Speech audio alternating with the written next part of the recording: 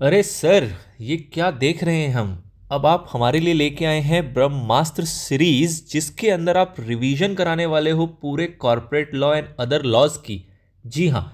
तो सर, आप बेसिकली क्या क्या चीज़ें हमें कराने वाले हो? इतना सारा कंटेंट, इतनी सारी पढ़ाई आप फ्री में करा रहे हो।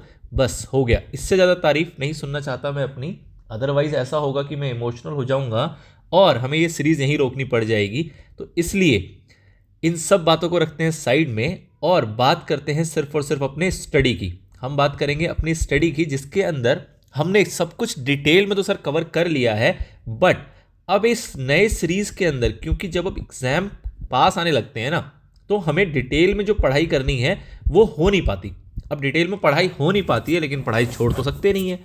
तो उस केस में हमें क्या करना चाहिए? हमें करना चाहिए उसकी डिटेल में रिवीजन। सर, डिटेल में रिवीजन का मतलब क्या है कि रिवीजन के टाइम पे ना कई बार हमारे दिमाग में आता है कि रिवीजन इतना शॉर्ट हो, इतना ज़्यादा शॉर्ट हो कि सब कुछ कुल 5 मिनट में ही कवर हो जाए। पर क्या ये पॉसिबल है? बिल्कुल भी नहीं। आपका रिवीजन जो है वो शॉर्ट नहीं होना चाहिए, वो आपका एवरेज होना चाहिए। मैं ये भी नहीं कहूँगा कि वो बहुत लेंदी हो जाए, बट वो एक एवरेज टाइम ड्यूरेशन का होना चाहिए, जिसके अंदर आपको लगे कि हाँ, वर्थ है कि हमने टाइम भी डिवोट किया और हमारी पढ़ाई भी कवर हो गई। दोनों चीज़ें वहाँ पे कवर होनी चाहिए। ठीक है। शॉर्ट के चक्कर में इतना शॉर्ट भी ना हो जाए कि सारा कुछ ऊपर से ही निकल जाए और एग्जाम में पता लगे कि कुछ याद आ ही नहीं रहा, क्योंकि कुछ रिवाइज किया ही नहीं था। ठीक है। तो हम यहाँ पे एक एवरेज ड्यूरेशन मेंटेन करेंगे। और जो ये ब्रह्मास्त्र के अंदर हम रिवीजन करने जा रहे हैं वो इस पैटर्न पे चलेगा कि जिसमें टाइम लगे कम और जो आपको मार्क्स दे ज़्यादा। मतलब कि हम शुरू करेंगे उस ऑर्डर में कि अगर कोई स्टूडेंट ऐसा है जो बीच में भी छोड़ जाता है हमारी सीरीज को ना, तो भी वो कम से कम एग्जाम में पास तो हो ही जाएगा। मतलब क्या हुआ कि सर, अगर हम पूरा सीरीज कवर करेंगे तो नो डाउट आपकी एग्जामिशन आनी है। बट अगर आप उसको हाफ में भी छोड़ के चले जाओगे तो ऐसा ना हो कि हमने वो चीज़ पहले डिस्कस कर लिया, उस चीज़ का रिवीजन पहले कर लिया जो कि एग्जाम में उतनी वेटेज नहीं रखता, और उसका हम बाद में कर रहे हैं जो कि ज़्यादा वेटेज रखता है। तो उस ऑर्डर में मैंने सबसे पहले चुना है किसको? आपके एलएलपी एक्ट को। एलएलपी एक्ट के बाद हम अदर लॉज पे जाएंगे, क्योंकि अगेन उनके रिवाइज करने में आपको टाइम लगेगा बहुत कम और मार्क्स आपको डिसेंट मिल जाते हैं। मार्क्स आपको वहाँ पे डिसेंट मिल जाएंगे। 30 मार्क्स का आपका अदर लॉ है, ये आपको पता है। ठीक है। और एलएलपी की बात करें तो अराउंड 12 से 15 मार्क्स का आपका ये एलएलपी है। ठीक है ना। तो 30 और 10 40, लगभग 45 मार्क्स तो आपके इसमें कवर हो जाएंगे, जिसको कि हम बहुत ही शॉर्ट तरीके से बहुत ही कम ड्यूरेशन में रिवाइज कर सकते हैं। बाकी बचा फिर हमारा कंपनीज एक्ट, उस पर हम आराम से टाइम लगाएंगे और वो हमारा ऑर्डर में सबसे लास्ट में आएगा। ठीक है सर, ये तो हमें समझ में आई ऑर्डर की बात। अब रिवाइज करते वक्त मैंने क्या यूज़ किया है, तो मैं यूज़ कर रहा हूँ आपके इंस्टीट्यूट का ही एक मटेरियल है जिसका नाम है सारांश। ठीक है सर, सारांश हमने पढ़ा तो था, इसके अंदर ना हमने देखा कि 100% कवरेज नहीं है। मतलब कि कुछ एक सेक्शन ऐसे हैं जिसको इन्होंने छोड़ दिया है। इन्होंने जब इसको बनाया तो इसके अंदर कुछ एक सेक्शन को छोड़ दिया रिवाइज करते वक्त। पर हम क्या करेंगे कि जिन सेक्शन को इन्होंने छोड़ दिया ना, वो हम आपको ऐसे ही रिवाइज करा देंगे। द थिंग इज कि हम मटेरियल यूज़ कर रहे हैं आईसीआई का, क्योंकि मेरा ये मानना होता है कि सबसे रिलायबल जो सोर्स है आपका वो है इंस्टीट्यूट का मटेरियल। क्यों? क्योंकि आपने कोर्स कहाँ कर रहे हो? आईसीआई में। एग्जाम कौन कराएगा? आईसीआई। और पास भी कौन करेगा आपको? आईसीएआई। क्यों किसी थर्ड पार्टी पे ट्रस्ट करना? बेटर है इंस्टीट्यूट से जुड़े रहे और इंस्टीट्यूट से ही स्ट्रिक्ट रहे इसके मटेरियल के साथ। ठीक है सर। तो इसलिए हम मटेरियल यूज़ कर रहे हैं इन्हीं का सारांश, जहां ये खुद कह रहे हैं कि भैया लास्ट माइल रेफरेंसर है, सबसे लास्ट मौके पे आप इसको रेफर करो तो आपका भला हो जाएगा। तो इस बात को हम नकारते हुए बिल्कुल भी नहीं है और हम इस बात पे पूरा पूरा भरोसा रखते हैं। हावेवर, क्योंकि हमें कुछ चीज़ें पता हैं, तो उन चीज़ों को जो इसमें मिस कर दी गई है उसको हम अलग से आपको साथ ही साथ कवर कराते चलेंगे। द पॉइंट इज कि हम रिवीजन करेंगे सेक्शन वाइज, तो अगर कहीं पे कुछ छूट रहा होगा तो उसको हम अलग से आपको रिवाइज करा देंगे। ठीक है सर, चलिए जी, तो ये बात भी समझ में आती है। अब रिवीजन शुरू करते हैं। रिवीजन शुरू करने से पहले हम एलएलपी के अंदर हमने क्या देखा, भी आपने ताज़ा ताज़ा एलएलपी पढ़ा है, उसमें आपने देखा कि हमने डिटेल्ड में एलएलपी को कवर किया। और मैं मान के चल रहा हूँ कि रिवीजन जो है ये वो लोग देख रहे हैं जो एटलीस्ट वन टाइम स्टडी तो कर चुके हैं। वन टाइम स्टडी मतलब कि आप चाहे सेल्फ कर चुके हो, चाहे आपने कहीं कोचिंग ली हो, चाहे आपने यूट्यूब पे हमारी वीडियो से स्टडी की हो, बट बाय एनी मीन आपने एक बार पढ़ाई तो कर रखी है। आप अब आए हैं रिवाइज करने। अगर नहीं तो आप एलएलपी एक्ट के ऊपर लगभग 7 आवर्स के अंदर लगभग 7 आवर्स के अंदर हमने पूरा डिटेल्ड में कोर्स कराया है एंड दैट टू फ्रीली वो अवेलेबल है यूट्यूब पे। तो आप आराम से जाके पहले इसको देखें। 7 घंटे ज़्यादा तो है लेकिन इतने भी ज़्यादा नहीं है जो कि आपके फाउंडेशन की इंपॉर्टेंस को ना समझे। मतलब कि अगर आपको एलएलपी एक्ट में एक बहुत शानदार फाउंडेशन चाहिए और आपको गारंटेड 15 मार्क्स चाहिए तो उसके लिए आपको एक बार डिटेल में स्टडी करना ज़रूरी है। ठीक है, सिर्फ रिवीजन से आपका काम नहीं चल सकता, तो एक बार डिटेल में स्टडी कर लें। और अगर आप वो सब कर कुरा के आ चुके हैं तो आप बिल्कुल सही जगह पे हैं, मेरे साथ बने रहें और आने वाले कुछ मिनटों के अंदर हम इस एलएलपी एक्ट को बहुत ही अच्छे तरीके से रिवाइज कर लेंगे। ठीक है सर, चलिए तो ये सारी बातें बताना आपको ज़रूरी था टू हैव एन आइडिया कि हम क्या करने वाले हैं और किस तरीके से करने वाले हैं। अब आप अगर मेरे से यहाँ तक सहमत करते हैं तो ऑब्वियसली आप मुझसे जुड़े रहेंगे अंत तक और इस पूरे एक्ट को रिवाइज करेंगे साथ में। ठीक है सर, तो सबसे पहले तो हमने इसका फाउंडेशन देखा था। जब हमने इसकी पढ़ाई की थी फाउंडेशन में हमने सर क्या देखा था कि ये एलएलपी है क्या, क्यों आया, कब आया, इससे रिलेटेड बातें। तो फटाफट से एक बार देख लेते हैं क्यों, क्योंकि सर ये एमसीक्यू में ना इस टाइप के सवाल बड़े पूछ लिए जाते हैं। तो इस एमसीक्यू के पर्पस से हमें इसको जानना पड़ेगा कि ये क्या इसके बेसिक्स हैं और क्या क्या इसके मतलब इंट्रोडक्शन वाला पार्ट हो गया बेसिकली, जिसमें हम स्टार्टिंग की बात करते हैं। तो आपका एलएलपी पहले आपको पता है कोई भी एक्ट आने से पहले क्या आता है, उसका बिल आता है। तो एलएलपी बिल आया कब आपका 2006 के अंदर, जो कि इंट्रोड्यूस हुआ कहाँ पे, राज्यसभा में, कब, 15 दिसंबर 2006 को। सर ये वाली बात हमारे मटेरियल में नहीं लिखी हुई थी, कोई दिक्कत नहीं है, ये भी आपका मटेरियल ही है और नहीं लिखी थी। तो आपको जो मेन इंपॉर्टेंट आता है वो क्या कि प्रेसिडेंट ने इसकी एसेंट कब दी और ये एक्ट आपका इफेक्टिव कब से हुआ। ये दो डेट आपके लिए रेलेवेंट है। उससे पहले की तो ये कहानी है कि इसके पीछे चर्चाएं हुई क्या क्या थी। तो 15 दिसंबर 2006 को ये राज्यसभा में आया। राज्यसभा ने इसको रेफर कर दिया किसको, लोकसभा को, किस लिए, एग्जामिनेशन करने के लिए। उसके बाद इसके अंदर बहुत सारे चेंजेस हुए over the period of time and finally Rajya Sabha ने इसको पास कर दिया बहुत सारे रिवीजन के बाद, कब, 24 अक्टूबर 2008 को। और लोकसभा ने कब कर दिया, 12 दिसंबर 2008 को। तो आप कह सकते हो कि पार्लियामेंट से कब पास हुआ, पार्लियामेंट से पास हुआ 12 दिसंबर 2008 को, ये फाइनली पास हो गया था। उसके बाद आए हमारे प्रेसिडेंट भाई साहब, इन्होंने इसके ऊपर अपना एसेंट दिया कब, 7 जनवरी 2009 को। और उसके बाद ये इफेक्टिव कब से हुआ था सर, ये वाली डेट तो यहाँ लिखी नहीं है, इफेक्टिव कब से हुआ था ये, 31 मार्च 2009 से ये हमारा इफेक्टिव हो गया था। इफेक्टिव सर कहाँ कहाँ हुआ, मतलब ये कहाँ कहाँ पे एप्लीकेबल होता है, तो ये पूरे भारतवर्ष में ये एप्लीकेबल है। मतलब आप ये नहीं कह सकते कि JNK छूटा हुआ है सर, वो तो आज के टाइम पे कहीं नहीं छूटा। मतलब कि ये एक्ट भी बाकी एक्ट की तरह होल ऑफ इंडिया पे एप्लीकेबल हो जाता है। ठीक है सर, एक इसमें इंपॉर्टेंट टर्म और था जो आपके मटेरियल में था, वो क्या कि इसको जो इंट्रोड्यूस किया था, मतलब इसको जो नोटिफाई किया गया था, नोटिफाई किसने किया था ministry of law and justice ने। किसने किया था सर, किया था इसको ministry of law and justice ने। और ये डेट आपको और पता होनी चाहिए कि ये इसको कब नोटिफाई कर चुके थे। तो इन्होंने नोटिफाई कब किया था, 9 जनवरी 2007 को। ठीक है, तो ये एक डेट है जो कि इस रिवीजन में मिसिंग था, तो मैंने उसको यहाँ पे कवर कर लिया कि ये डेट आपको और ध्यान रखनी है कि 9 जनवरी 2007, इसको आप कुछ इससे रिलेट कर सकते हो, 7 जनवरी 2009 और इसका उल्टा 9 जनवरी 2007। ठीक है ना, तो ये दो डेट आपकी इंपॉर्टेंट है, वो आपको ध्यान रखनी है। ओके सर, आगे बढ़ते हैं। एलएलपी एक्ट जो हमारे पूरे देश पे, पूरे इंडिया पे एप्लीकेबल होता है, इसके कंपोनेंट्स क्या क्या है, मतलब कि इस एक्ट में कौन कौन सी बातें हैं, क्या क्या चीज़ें इसके अंदर कवर हुई हैं। तो आपको पता था कि इसके अंदर टोटल कितने सेक्शंस हैं, इसके अंदर टोटल सेक्शन है आपके 81। कितने हैं सर, 81 सेक्शन है। और हमने देखा था कि 81 में से जो 81th वाला सेक्शन है ना, इसको हटा दिया गया। मतलब कि जो 81 सेक्शन है उसको ऑमिट कर दिया गया था, कब, 1 अप्रैल 2022 से।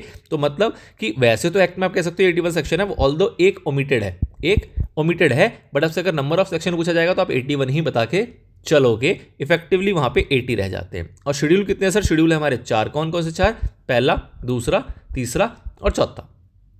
पहला शेड्यूल क्या होता है, जो कहता है आपको कि in the absence of partnership agreement कैसे mutual rights and duty decide होगी, वो बताएगा आपको फर्स्ट शेड्यूल। कब बताएगा, जब आपका पार्टनरशिप एग्रीमेंट नहीं होगा। अगर एग्रीमेंट होगा तो क्या होगा सर, तो इस शेड्यूल का कोई रोल नहीं रह जाता, बट अगर नहीं है तो ये शेड्यूल वहां पे एक्सरसाइज करेंगे हम।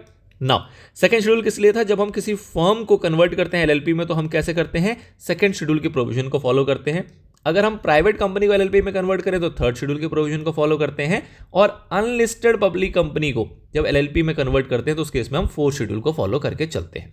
सर क्या पब्लिक कंपनी या लिस्टेड पब्लिक कंपनी क्या एलएलपी में कन्वर्ट हो सकती है, बिल्कुल भी नहीं हो सकती। आपको ये ध्यान रखना है कि वो वाला एक एरिया है जो यहाँ पे रह जाता है। उसके बाद हमने देखा कि सर क्या इंडियन पार्टनरशिप एक्ट जो है वो इंडियन पार्टनरशिप एक्ट क्या हमारे एलएलपी के ऊपर एप्लीकेबल होता है क्या? बिल्कुल भी नहीं होता। इंडियन पार्टनरशिप एक्ट जो है वो आपके एलएलपी पे एप्लीकेबल नहीं होता। क्यों नहीं होता सर? क्योंकि ये एक सेपरेट एक्ट है और कहा गया कि इसी को एडवांसमेंट के लिए, इसी को एडवांस करने के लिए इसके अंदर कुछ और फीचर्स को बिल्ट इन किया गया और तब एक नया एक्ट बनाया गया एलएलपी एक्ट। ठीक है, तो इस वजह से जो पुराना एक्ट है उसके प्रोविजंस वैसे ही हमें अच्छे नहीं लग रहे थे। अगर अच्छे लगते तो कोई दिक्कत ही कहाँ थी, फिर तो हम उसी एक्ट से काम चलाते रहते ना। इसलिए हम कहते हैं कि इंडियन पार्टनरशिप एक्ट जो है वो एलएलपी पे एप्लीकेबल नहीं होता। हाउएवर जो आपका कंपनीज एक्ट है, जो आपका कंपनीज एक्ट है, क्या ये एप्लीकेबल होता है? हाँ जी, ये एप्लीकेबल होता है। कंपनीज एक्ट के प्रोविजन जो है वो आपके एप्लीकेबल हो जाते हैं। ठीक है सर, तो ये दो बात आपको ध्यान रखनी है। क्यों? क्योंकि हमारी जो दिशा है वो कहां से कहां जा रही है?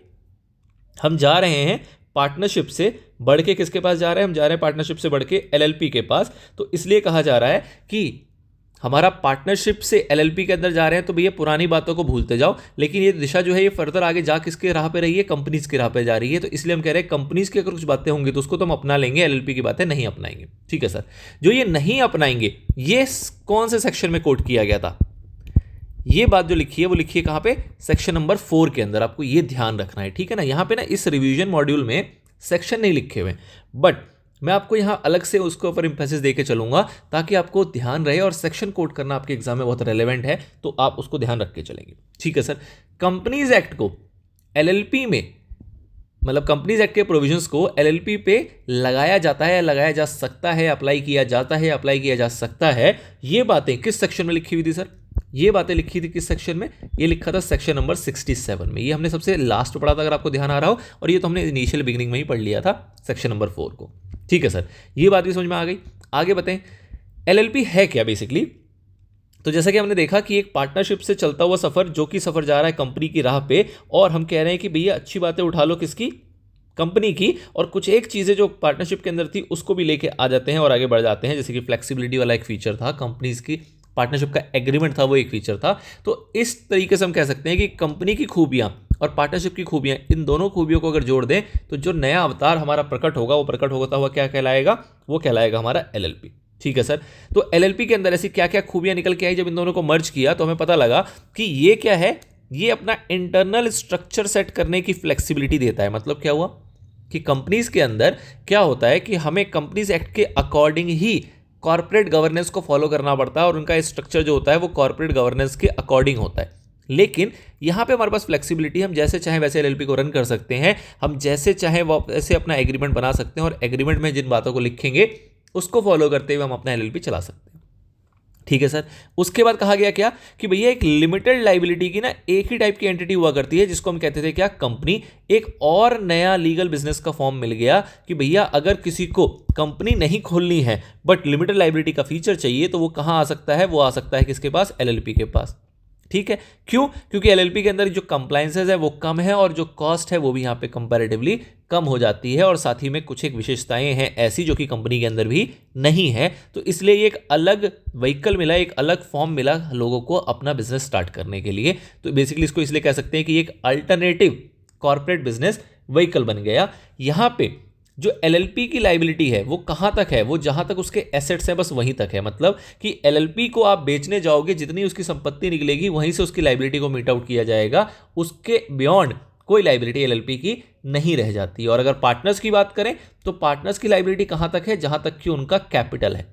मतलब कि जितना पैसा उन्होंने एलएलपी में इंट्रोड्यूस कर दिया वो पैसा ही मैक्सिमम उनकी लाइबिलिटी है। उसके अलावा भी अगर कोई डिफॉल्ट बच जाता है तो वो उन पार्टनर से रिकवर नहीं किया जाता। This is called limited liability. ठीक है, तो ये सारे फीचर्स हमारे निकल के आते हैं जब हम एक कंपनी और पार्टनरशिप को मर्ज करके एक एलएलपी बनाते हैं। तो ठीक है सर, ये बात भी समझ में आई। आगे अगर बढ़े तो आगे हम देखते हैं क्या कि हमने देखा था नीड एंड एडवांटेजेस। साहब ये एलएलपी की जरूरत क्यों पड़ी? ऑल्दो हमारे अभी तक के इंट्रोडक्शन से आपको ये समझ में आ गया होगा कि एलएलपी की हमें जरूरत पड़ी क्यों थी। ठीक है, बट स्टिल अगर हम इन शॉर्ट उसको देखना चाहें तो एलएलपी की जरूरत क्यों पड़ी, तो आपको एक अल्टरनेटिव बिजनेस का मौका मिला कि भैया किस तरीके से बिजनेस किया जा सकता है जिसके अंदर आपकी जो अनलिमिटेड लाइबिलिटी वाला फंडा था ना वो नहीं है। बेसिकली जो अनलिमिटेड पर्सनल लाइबिलिटी हुआ करती थी पहले वाला पार्टनरशिप की, वो नहीं है। एक लॉ के द्वारा चलने वाला आपको एक स्ट्रक्चर मिला जिसको कि हम एलएलपी यहाँ पे बुलाते हैं।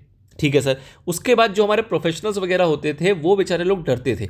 वो बेचारे लोग डरते थे कि यार कंपनी खोलेंगे, इतने ताम झाम होंगे, कॉर्पोरेट गवर्नेंस और ऐसी ऐसी बड़ी बड़ी बातें होंगी, प्लस कंप्लायंस कॉस्ट लगेगा अलग से, वो अलग। तो उन सब चीज़ को भी दूर करते हुए कहा गया कि भैया आपको एक ऐसा हम स्ट्रक्चर देंगे जो कि बिल्कुल फ्लेक्सिबल होगा, आप जैसा चलाना चाहो वैसे चला सकते हो, और यहाँ पे आपकी कॉस्टिंग वगैरह भी काफ़ी कम आएगी, आप एफिशिएंट तरीके से एलएलपी को रन भी कर सकते हो। तो ये एक और उनको एक प्रोफेशनल टूल मिला जिसके थ्रू वो अपना काम कर सकते हैं। ठीक है सर, जो इनके मेंबर्स होंगे उनको फीचर क्या मिला, उनको मिला लिमिटेड लाइबिलिटी का फायदा, उनको मिला लिमिटेड लाइबिलिटी का फायदा, और साथ ही में फ्लेक्सिबिलिटी तो मिला, वो हमने देख ही लिया। ठीक है सर, उसके बाद फ्लेक्सिबिलिटी का बेसिकली मतलब क्या है कि भैया एक साथ अपने हिसाब से अपना एग्रीमेंट बना सकते हैं, जो सबको भाएगा वैसा एग्रीमेंट बना के उसके ऊपर ये काम कर सकते हैं। देन एक ऐसा इनको बिजनेस का मौका मिला, मतलब बेसिकली एक ऐसा व्हीकल मिला है जिसके थ्रू ये अपना बिजनेस रन कर पाते हैं। एंड ये बेसिकली किसके लिए अच्छा है, ये किसके लिए अच्छा है, जो फ्लेक्सिबिलिटी चाहते हैं और बेचारों के पास पैसे कम है, मतलब कि स्मॉल एंटरप्राइजेस है, छोटी कंपनियां हैं, छोटे ऑर्गेनाइजेशन है, छोटी एंटिटी सेटअप करना चाहते हैं, तो उन लोगों के लिए बहुत ही सुटेबल टूल बन जाता है। ठीक है सर, तो इन्हीं बातों को बार बार रिपीट करते हुए एक बार और शॉर्ट फॉर्म में अगर देखना चाहें तो हम कह सकते हैं कि भैया ये फ्लेक्सिबल टूल है जो कि एग्रीमेंट के हिसाब से चलता है, इसके अंदर फ्लेक्सिबिलिटी प्रोवाइड की जाती है, और जो लीगल या प्रोसीजरल रिक्वायरमेंट है वो काफ़ी कम होते हैं। ऐसा बिल्कुल नहीं कह सकते कि नहीं हो सकते, ऑल्दो लिखा है विदाउट, बट आप कह सकते हो कम होता है। ठीक है सर, ईजी है फॉर्म करना, मतलब कि इनकॉर्पोरेशन का स्टेप जो है वो काफ़ी छोटा है। आपने कंपनीज के इनकॉर्पोरेशन देखे होंगे और एलएलपी का इनकॉर्पोरेशन देखेंगे तो दोनों में जमीन आसमान का फर्क है, और साथ ही यहाँ पे कॉस्टिंग जो है वो भी कम हो जाती है। गलती से कुछ ऐसा ऊंच नीच हो जाए कि हमें बंद करना पड़े तो यहाँ पे डिसोल्यूशन करना भी काफ़ी आसान है। पार्टनर्स की लाइबिलिटी लिमिटेड होती है और कैपिटल स्ट्रक्चर जो है वो यहाँ पे फ्लेक्सिबल हो सकता है। तो these all are the advantages of LLP. Now जब हमने बेसिक इंट्रोडक्शन वाला पार्ट कवर किया था तो हमने देखा कि हमारे पास आता है चैप्टर नंबर 12 के अंदर सेक्शन नंबर 2, मतलब कि सर सेक्शन नंबर 2 के अंदर हमने बहुत सारी डेफिनेशंस को कवर किया था, तो उसी के अंदर से जो मेजर डेफिनेशंस है, अब मेजर डेफिनेशन ये किसको लगता है, मेरे को या आपको? नहीं, ना आपको ना मेरे को। ये आईसीआई ने कहा कि these are the major definitions, मतलब ये तो बेटा वो है कि जब एग्जाम देने आओ ना तो इसके बारे में तो जानकारी लेके आना, मतलब इतना तो बेसिक आपको पता होना चाहिए। तो जब आपका इंस्टीट्यूट आपसे कह रहा है तो आप क्या उसकी बात नहीं मानोगे? बिल्कुल मानना पड़ेगा। तो ये मेजर डेफिनेशन है जो हम यहाँ पे आप कवर करेंगे। सबसे पहला मेजर डेफिनेशन आया था आपका एड्रेस का। सर एड्रेस का सेक्शन बता सकते हो क्या? देखो सेक्शन तो सबका 2 ही रहेगा। सर सब सेक्शन बता सकते हो क्या? सब सेक्शन तो सबका 1 ही रहेगा, मतलब कि जो हमें खेलना है वो किस में खेलना है, वो हमें खेलना है क्लॉजेस के अंदर, और एड्रेस था आपका पहला, तो क्लॉज हो गया इसका ए। ठीक है सर, एड्रेस का मतलब क्या हो रहा है, तो कहा जा रहा है कि पार्टनर हो या एलएलपी हो, दोनों के टर्म में एड्रेस को कैसे समझेंगे कि अगर इंडिविजुअल है तो भाई साहब जहां रहते हैं वो उसका एड्रेस है, और अगर बॉडी कॉर्पोरेट है तो जहां उनका रजिस्टर्ड ऑफिस है वो हमारा उसका एड्रेस कहलाता है। बॉडी कॉर्पोरेट की सर डेफिनेशन देखी थी हमने। बॉडी कॉर्पोरेट की डेफिनेशन सर बहुत ज़्यादा इंपॉर्टेंट थी, आपने पहले भी कहा और हमने इसके ऊपर क्वेश्चंस भी देखे थे। तो ये सेक्शन 2 सब सेक्शन 1 तो हो गया। क्लॉज आप बता दो फटाफट से, क्लॉज क्या था? क्लॉज था इसका डी। ठीक है, तो बॉडी कॉर्पोरेट को समझेंगे। बॉडी कॉर्पोरेट क्या था सर? तो बॉडी कॉर्पोरेट में कहा गया कि बॉडी कॉर्पोरेट में 4 चीज़ें आएंगी। पहला कौन सा आएगा? पहला आएगा कंपनी, दूसरा आएगा एलएलपी, तीसरा आएगा फॉरेन एलएलपी, और चौथा आएगा फॉरेन कंपनी। ठीक है सर, ये 4 बातें आ जाएंगी, और कुछ 3 बातें नहीं आएंगी इसके अंदर। कौन कौन सा? कॉर्पोरेट सोल नहीं आता है, कॉर्पोरेट सोसाइटी नहीं आता है, और कोई ऐसा बॉडी कॉर्पोरेट जो सेंट्रल गवर्नमेंट ने बाय नोटिफिकेशन बताया हो वो यहाँ पे नहीं आता है। ठीक है, चलिए जी, तो मोटे मोटे तौर पर हमने ये इतना हमने बॉडी कॉर्पोरेट में देखा था। कंपनी कौन सी होती है? जो सेक्शन 2 के क्लॉज 20 कंपनीज एक्ट में डिफाइंड है वो कंपनी, उसे हम बॉडी कॉर्पोरेट कहते हैं। एलएलपी जो एलएलपी एक्ट में डिफाइंड है उसे हम बॉडी कॉर्पोरेट कहते हैं। कोई एलएलपी जो इनकॉर्पोरेट हुई है आउटसाइड इंडिया उसको हम बॉडी कॉर्पोरेट कहते हैं। और कोई कंपनी आउटसाइड इंडिया इनकॉर्पोरेट होगी तो उसको भी हम कहते हैं कॉर्पोरेट सोल। प्रोप्राइटरशिप टाइप की कोई फॉर्म होती है, कोई एंटिटी होती है तो उसको हम बॉडी कॉर्पोरेट नहीं कहते हैं। कोऑपरेटिव सोसाइटी को भी हम बॉडी कॉर्पोरेट नहीं कहते हैं। और कोई और बॉडी कॉर्पोरेट जिसको कि सेंट्रल गवर्नमेंट ने बाय नोटिफिकेशन ऑफिशियल गैजेट में पब्लिश किया हो, तो ऐसा कोई अगर बॉडी कॉर्पोरेट होगा तो उसको भी इस एक्ट के अंदर हम बॉडी कॉर्पोरेट नहीं कहते हैं। ठीक है सर, अगला आया हमारा बिजनेस। सर बिजनेस का क्लॉज बताएंगे? नहीं, क्लॉज नहीं बताएंगे, सेक्शन और सब सेक्शन मैं बताऊंगा, क्लॉज आप बताएंगे। क्लॉज क्या था इसका? ई। ठीक है सर, बिजनेस क्या है? तो बिजनेस के अंदर हमने कहा कि भैया सारी चीजें जिस टाइप के भी ट्रांजैक्शंस पॉसिबल हैं वो सारे के सारे क्या है? हमारे बिजनेस है। फॉर एग्जांपल ट्रेड है वो भी बिजनेस है, प्रोफेशन भी बिजनेस है, सर्विस भी बिजनेस है और ऑक्यूपेशन भी बिजनेस है। लेकिन कोई भी ऐसी चीज जिसको सेंट्रल गवर्नमेंट चीख चीख के कह दे। चीख चीख के कहने का मतलब क्या हुआ कि नोटिफिकेशन में बता दे कि भैया इसको बिजनेस मत मानना, इस एक्टिविटी को बिजनेस मत मानना, तो हम नहीं मानेंगे। हम कौन सा सेंट्रल गवर्नमेंट से बड़े हो गए। तो सिंपल सी बात यहाँ पे कहता है कि भैया सारी चीजें बिजनेस है एक्सेप्ट वो जिसको सेंट्रल गवर्नमेंट चीख चीख के बताएगा कि ये बिजनेस नहीं होता है। चलिए सर, अगला इंपॉर्टेंट डेफिनेशन आता है financial year. Financial year sir क्या था? तो अगेन सेक्शन 2 सबसेक्शन 1। अब इसके आगे आप बताएंगे, इसके आगे क्या था? एल। ठीक है, क्लॉज क्या था? एल। फाइनेंशियल ईयर क्या होता है सर? फाइनेंशियल ईयर जो होता है जो 1 अप्रैल से शुरू हो जाता है और 31 मार्च में खत्म हो जाता है। लेकिन एक यहां पे कंडीशन बात थी क्या कि अगर कोई भी एलएलपी इनकॉर्पोरेट हुई है कब? 30 सितंबर के बाद, तो उसका जो साल खत्म होगा ना वो 31 मार्च होगा नेक्स्ट टू नेक्स्ट ईयर का, नेक्स्ट फॉलोइंग दैट ईयर का। मतलब क्या हुआ सर? इसका मतलब ये था कि अगर 1 अक्टूबर 2025 में कोई एलएलपी इनकॉर्पोरेट होती है तो इसका ईयर एंड, आप जनरल भाषा में बोलोगे तो आप बोलोगे 31 मार्च 2026, लेकिन ऐसा नहीं है। ये कह रहा है 2027 में इसका ईयर एंड माना जाएगा। ऐसा क्यों था? क्योंकि ये जो है ये 30 सितंबर के बाद इनकॉर्पोरेट हुई। तो इसने कहा कि इतने छोटे पीरियड का फाइनेंशियल क्या बनाओगे, तुम ऐसा करो, तुम यहां से ले लो 6 महीने और यहां से ले लो 12 महीने, मतलब टोटल 18 महीने का फाइनेंशियल जो है वो बना सकते हो। ऐसा डिस्क्रिप्शन दे दिया गया। ठीक है, पर ये डिस्क्रिप्शन किसने दिया है सर? हमने देखा था ये डिस्क्रिप्शन दिया है सिर्फ और सिर्फ एलएलपी वालों ने। क्या इनकम टैक्स वाला मान जाएगा? क्या इनकम टैक्स वाला बोलेगा ठीक है भैया आईटीआर जो है 27 में फाइल करना, 26 में फाइल करने की जरूरत नहीं है? ऐसा बिल्कुल भी नहीं होगा। तो ये कह रहे हैं कि आप बुक्स ऑफ अकाउंट चाहो तो बना सकते हो, लेकिन एलएलपी की जो फाइलिंग है, जो एलएलपी फाइलिंग की बात करता है, वो कह रहा है हम रिलैक्सेशन देते हैं क्योंकि आपने अभी नया नया स्टार्ट किया है, जुम्मा आपके कुछ 2-4-6 महीने हुए हैं, तो 6 महीने तक अगर आपका पीरियड है तो हम आपको छूट देते हैं कि आप 1 साल और जिंदगी जी लो और उसके बाद अपनी फाइलिंग स्टार्ट करना। क्यों फाइलिंग के लफड़े पड़ते हो, बिजनेस पे ध्यान दो। ठीक है, तो ये प्रोविजन दिया यहां पे एलएलपी एक्ट ने। आइए सर अगली बात करते हैं फॉरेन एलएलपी। फॉरेन एलएलपी क्या थी सर हमारी? फॉरेन एलएलपी थी, पहले बताएंगे सेक्शन क्या? हाँ जी, सेक्शन बताएंगे, सब सेक्शन बताएंगे और इसका क्लॉज भी बताएंगे। ठीक है, तो ये आपका फॉरेन एलएलपी था। अब फॉरेन एलएलपी क्या होती है? फॉरेन एलएलपी वो है जो कि फॉर्म हुई, इनकॉर्पोरेट हुई, रजिस्टर हुई। 3 बातें, 3 important term, formed, incorporate and registered. कहां पे हुई है भैया? आउटसाइड इंडिया, तभी तो विदेशी हो गई। जब फॉर्म भी हुई, इनकॉर्पोरेट भी हुई, रजिस्टर्ड हुई, तीनों चीज़ों में, तीनों चीज़ें कहाँ हैं? आपकी भारत से बाहर है, तो फॉरेन तो अपने आप हो गई। तो फिर एलएलपी हम उसका जिक्र क्यों कर रहे हैं इंडिया में? जिक्र इसलिए कर रहे हैं क्योंकि उसका जो प्लेस ऑफ बिजनेस है, जो उसका प्लेस ऑफ बिजनेस है वो कहाँ पर है? वो हमारा इंडिया में ले आया। बंदा उठ के आ गया कि धंधा करेंगे, बिजनेस हम करेंगे कहाँ पे? इंडिया में। ऑल दो इनकॉर्पोरेशन वगैरह उसने कहाँ कर रखा है? विदेश में। ठीक है, तो ऐसी एलएलपी को हम क्या नाम देते हैं? फॉरेन एलएलपी का। ना अगला आता है आपका एलएलपी एग्रीमेंट। सर ये एलएलपी एग्रीमेंट क्या होता है? तो आपने एलएलपी एग्रीमेंट देखा था कि भैया ये वो एग्रीमेंट है जिसके बेस पे, जिसकी नाव पे बेसिकली सवार होकर आपकी एलएलपी जो है वो चलती है। बताएंगे इसका सेक्शन क्या? सेक्शन 2 सबसेक्शन 1 तो मैं बता देता हूं, आप इसका क्लॉज बता दो फटाफट से। ये क्लॉज का ब्रेक मैं इसलिए दे रहा हूं ताकि आप याद कर सको कि एक्चुअल में इसका क्या था। याद नहीं भी करोगे ना, अगर आप बुक पलट के भी देखोगे तो भी इसकी बहाने आपको वो याद हो जाएगा। ठीक है, तो आपका जो क्लॉज है वो है क्लॉज ओ। चलिए सर, तो एलएलपी एग्रीमेंट क्या हुआ करता था भैया? कोई भी ऐसा रिटर्न एग्रीमेंट जो किसके बीच में है? Partners of the LLP and LLP and it's partners. मतलब कि वो एग्रीमेंट जो है वो किसका किसका रिश्ता बताता है? वो रिश्ता बताता है कि 2 पार्टनर्स अगर हैं तो इन दोनों पार्टनर्स के बीच का भी रिश्ता ये एग्रीमेंट बताएगा, और जो आपकी एलएलपी है, इस एलएलपी के साथ जो रिश्ता है इन दोनों पार्टनर्स का, ये वो भी बताएगा। मतलब पार्टनर्स और एलएलपी के बीच का रिलेशन और पार्टनर्स और पार्टनर्स के बीच का रिलेशन, ये दोनों बातें जब आप किसी एग्रीमेंट में लिख देते हो तो वो आपका एलएलपी एग्रीमेंट बता देता है, जो कि म्यूचुअल राइट्स एंड ड्यूटीज बता रहा है किसका? पार्टनर्स का, और साथ ही में राइट्स एंड ड्यूटीज बता रहा है कैसे? In relation to that LLP.